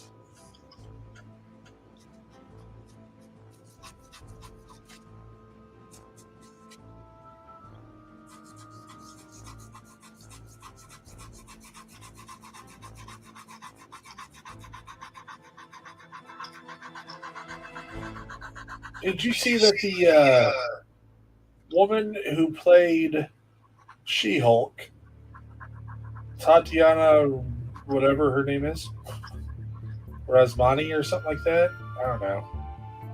Who I liked in the show, like out of everyone, I was like, ultimately, what he does was pretty good, I guess. I don't know.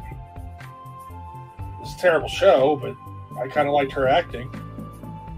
But she's suing Ryan Reynolds and Fox. Well, Ryan Reynolds and Disney, I think. Because apparently she had filmed scenes for Deadpool and Wolverine, and they cut them. Well, get the fuck over it. Yeah, I was like, that happens all the time. What's the matter? My scenes on the cutting room floor. Wasn't your scene, it was the fucking guy who hired you scene. He can choose to do what he wants with it. Yeah.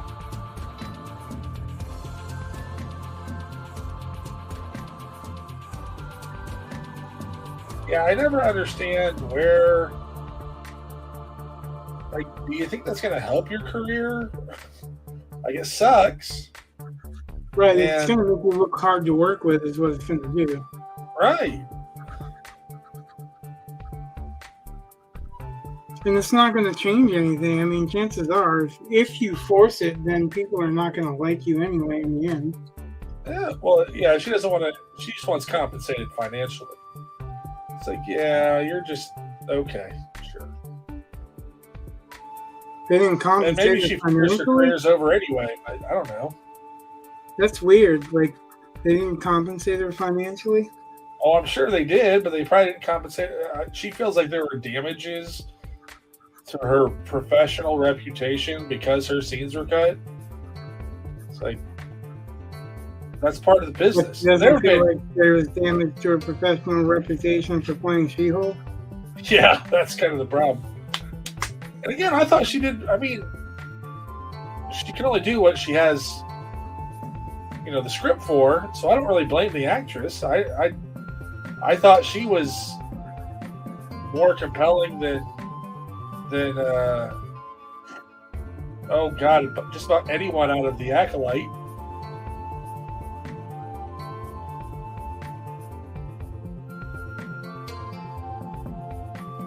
And The Acolyte was bad.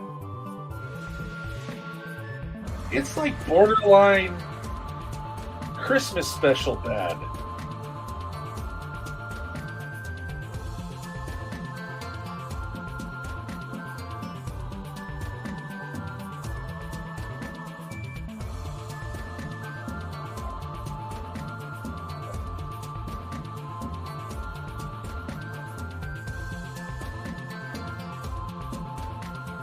And for the amount of money they spent on that, just make me happy that I don't watch this garbage. Oh. I didn't want to watch it anyway, but when I hear stuff like that, and I hear it all the time, I'm just happy that I didn't invest in that shit. Oh.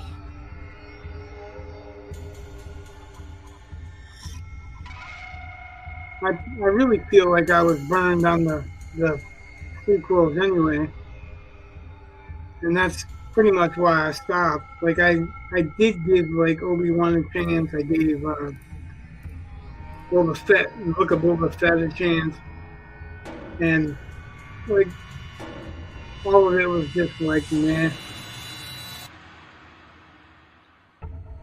Boba Fett had potential. They didn't do anything with it. Yeah. The Mandalorian had potential.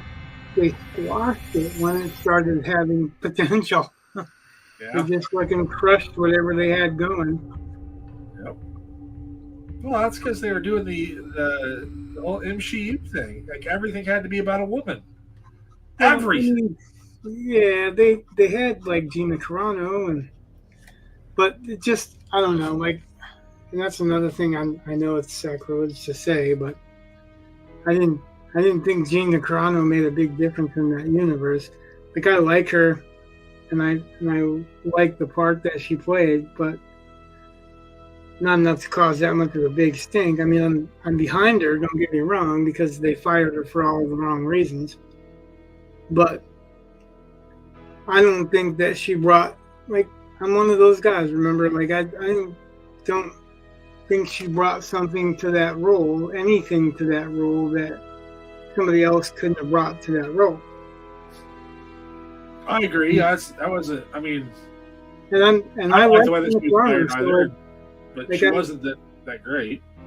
Yeah, like, it's like Carl Weathers. Carl Weathers, I like him. He wasn't really a good actor. Like, other than Apollo Creed, like he was in Predator and he was all right, but nothing special. Like when they did Action Jackson, he had a chance to be a standout role. He didn't because he's not a great actor. I don't mind that. Like I can still get behind him. Right. But like yeah, like they're just like, it doesn't need to be them. And it's like Pedro Pascal. He needed to show his face. Why? Why? Well, because he couldn't carry it without doing that. Like there are certain actors that can do that. I don't think Pedro Pascal could carry it without having it. My problem with The Mandalorian is that you could watch in the last season, like they started switching over to Katie Sackhoff's character, whatever her name was from Clone Wars.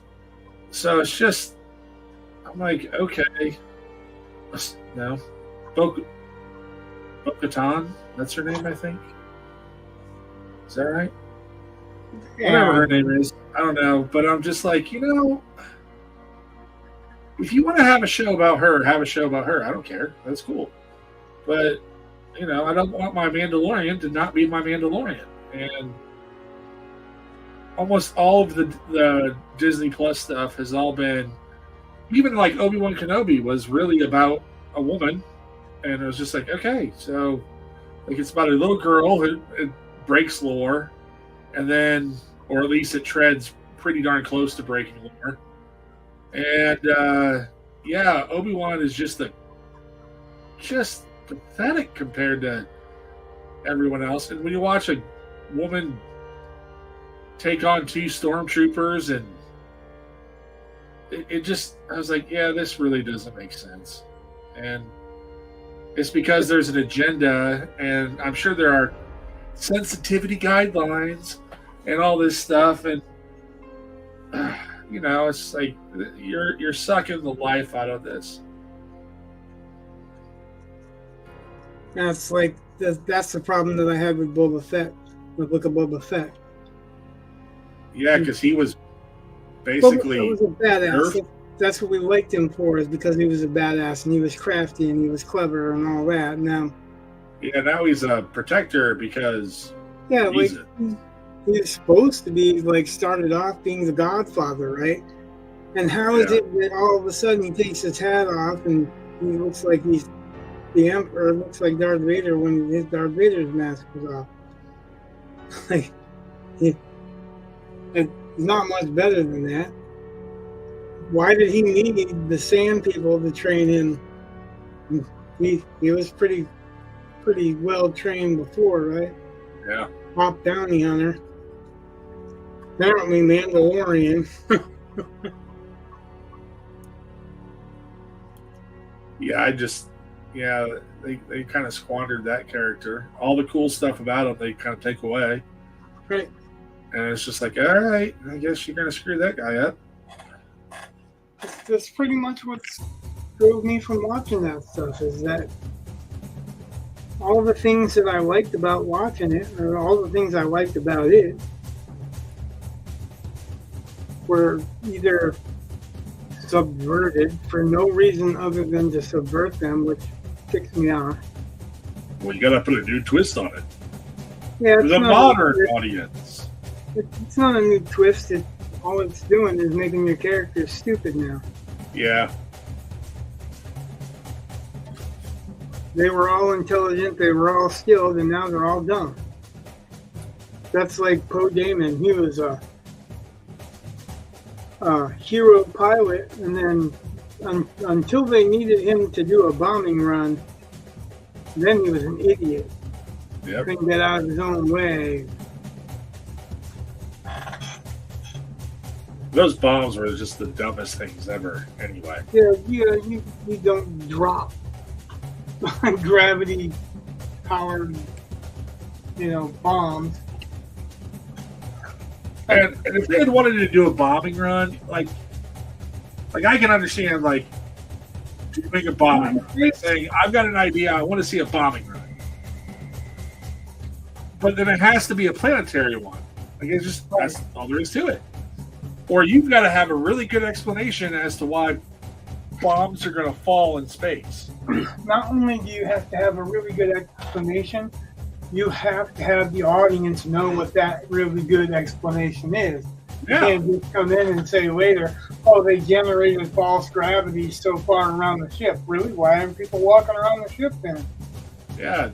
If you can generate false gravity, why aren't you just tearing the ship apart with your false gravity guns? You know what I mean? Just crap.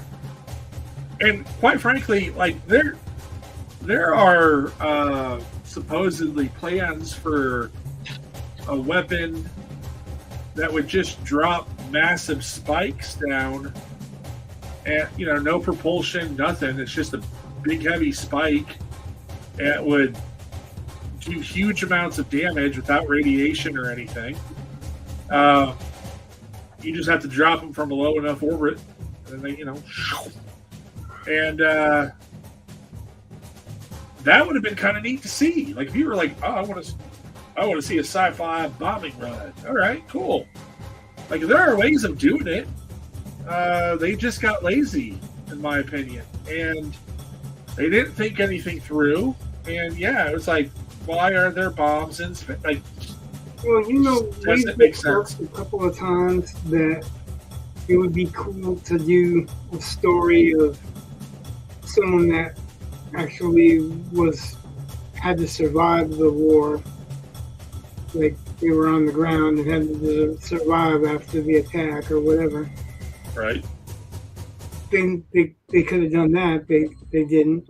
That's actually, this is stupid, right? But that's actually what I was kind of hoping that they were going to do with Rey at first.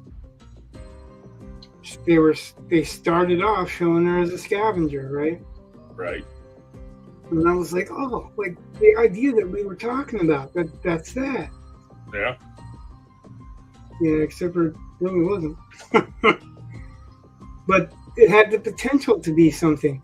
Like, why go off into space all the time? We've seen a lot of stuff into space with Star Wars. Why don't you show us what we haven't seen? Like they had another opportunity. Was it the next one at the beginning, or was that later on in that one where we were on Coruscant? Yeah, it was later on in that one because it was Poe Dameron, right? It was on Coruscant and some assassin was after him or something like that, like, or a rebel. You know what I'm talking about? The only thing I could think of with an assassin on Coruscant would have been episode 2. Yeah, so I'm trying to figure out which one it was, but like they were trying to pass some message or whatever, and somebody was following them. That sounds like Rogue One. Nope. No, it wasn't Rogue One. They did that in Rogue One too, but not quite the same. Okay. This was on Coruscant. I know it was Poe Dameron was in there because he was on Coruscant. I'm pretty sure. Maybe it was a different one. Maybe I'm confusing it all together. But like, so what I was saying, it was interesting because it was on the city world. The whole world is a giant city. There's a million stories in the city, right? Well, what if the whole world is a city and these stories are there? Yeah, half one.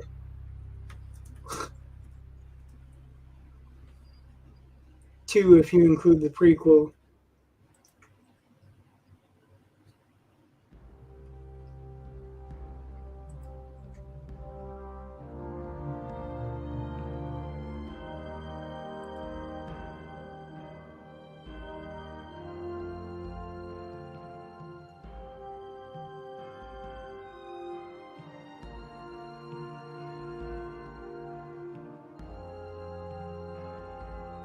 Yeah, Coruscant only appears in Attack of the Clones, Revenge of the Sith, The Phantom Menace, Return of the Jedi, Andor, Obi-Wan Kenobi, The Bad Batch, The Clone Wars, Tales of the Jedi, Ahsoka, and The Acolyte. And Poe Dameron doesn't show up in any of those. He was on Sun City World. I'm telling you, I think you're confusing. It may not be Coruscant, doesn't matter. It was on Sun City World. Okay, well, I'm just telling you. The whole point is not what movie it was. It was the lack of opportunity taken, an opportunity missed. Okay. To tell a story that was not going to be the same fucking story. Well, it's like they had a TV, like George Lucas tried to make a TV show, which kind of would have been like Cops meets Star Wars, and it sounded awesome.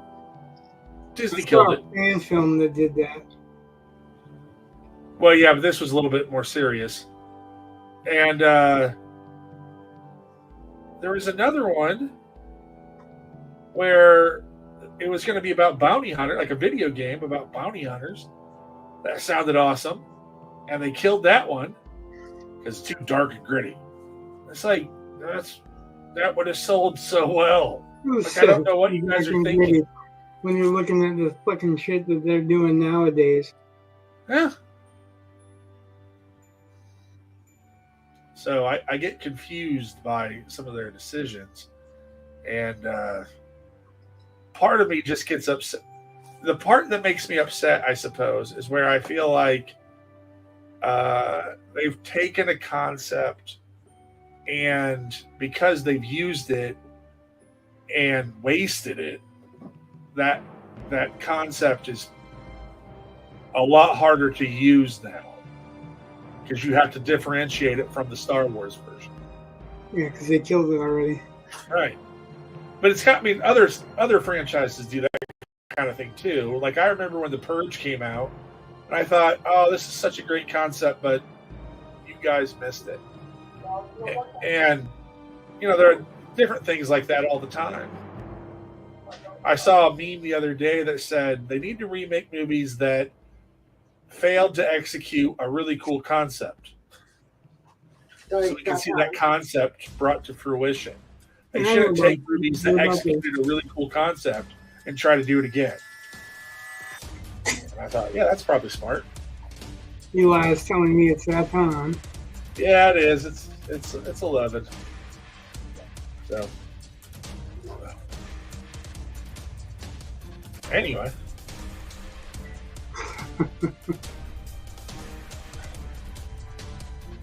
Mia cheese. Also your cheese. What's that? What do you mean? You stole my cheese. No more cheese. Hold on. You better not have eaten all my cheese. No more cheese, though. Hold on. I'll lick your nostrils off. Them fighting words, boy. Your cheese? Oh, yeah, you're okay. You ate your cheese. That's fine. Don't eat my cheese. Well, his cheese is like 3 slices. My cheese is like 1.5 pounds. Okay. If he ate 1.5 pounds of my cheese while I was on stream, he'll pay for it later. Not only am I going to be unhappy, the dog is going to go after me. I think everyone's going to be unhappy if you ate a pound and a half of cheese in one sitting. Well, he normally will do a snack, and it'll be like me, him, and the dog and the cat will eat some cheese. But yeah, like if he takes it upon himself to eat the whole 1.5 pounds, he might not wake up. The dog might swallow his face or something. Yeah. Our dog gets pretty demanding. Like, how dare you finish that without giving me a bite? Right. The other day, she started growling at me because I came downstairs, and I think she just wanted to play. Like, I think it was one of those things where she's trying to say, hey, play with me. But you didn't want to say hi to Brett? What? He's like, no, get off your stream. Well, He's like, no, not right now. Yeah. Which I think he's tired and he wants to go to bed, but it's really odd because if this was a school night, he would go upstairs, but he'd be up for 4 or 5 hours yet anyway. Well, anyway.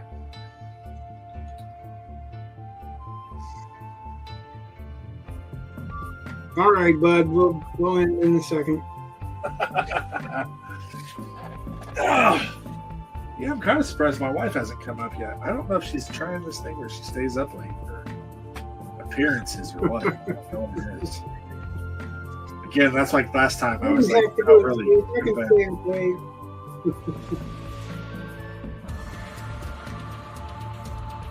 My wife's probably already asleep. If not, she's halfway drifting in and out. No barking, yeah. No barking, dog.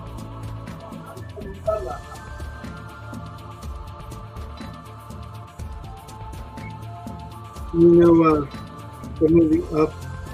Yeah. He's got Doug the dog. He's got Doug the dog. It's a talking dog, so he does the I'm on a job for the small mailman. You know, he gets a kick out of it. But I think he thinks the dog is going to relate. He plays it for the dog or something, and the dog's like, oh, what are you doing? Okay. All right.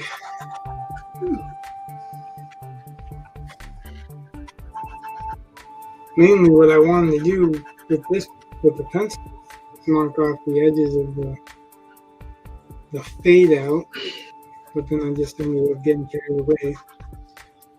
Like I do.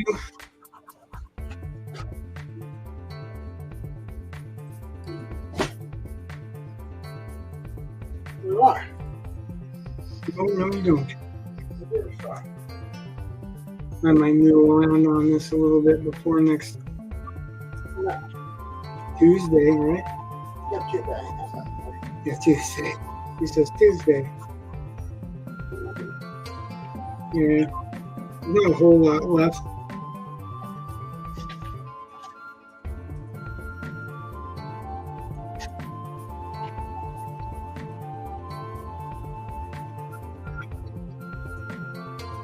Just want to make sure I know what the silhouettes are and not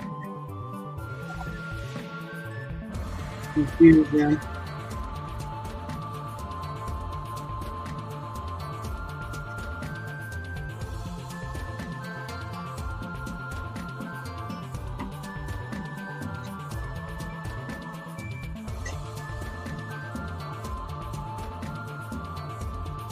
So if you want to, you can kill the tune.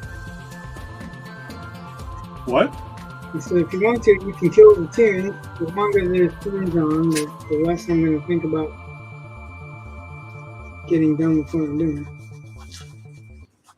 Okay. Usually, like, the tunes are off and, like, everybody's gone. Party's over. You want me to flash the lights? Yeah, well, I don't think you can flash my lights. But Be pretty cool if I could, though. So Okay, you may not think it's very cool, but it would still be very cool. All right. So now I'm almost done with the solid. That's what I really wanted to get done because that's stuff I can lose. I can do this quick enough just to know, indicate. Well, this is just this little bit right here, so it's just that little bit more. No, right here. just to indicate that that's the edge of the line right there. Like I said, I'll probably tinker with this a little bit offline so that I can start painting Tuesday. Cool. Then we'll do the underpainting and build it up just like I did with the Conan one. Cool. All right, so the one person that watched the whole time, thanks for watching. And for liking, subscribing, thumbs up, and following, whatever you did. Thanks for what you do. Thanks for being Good night. here. Good night. God bless. Much love. Peace.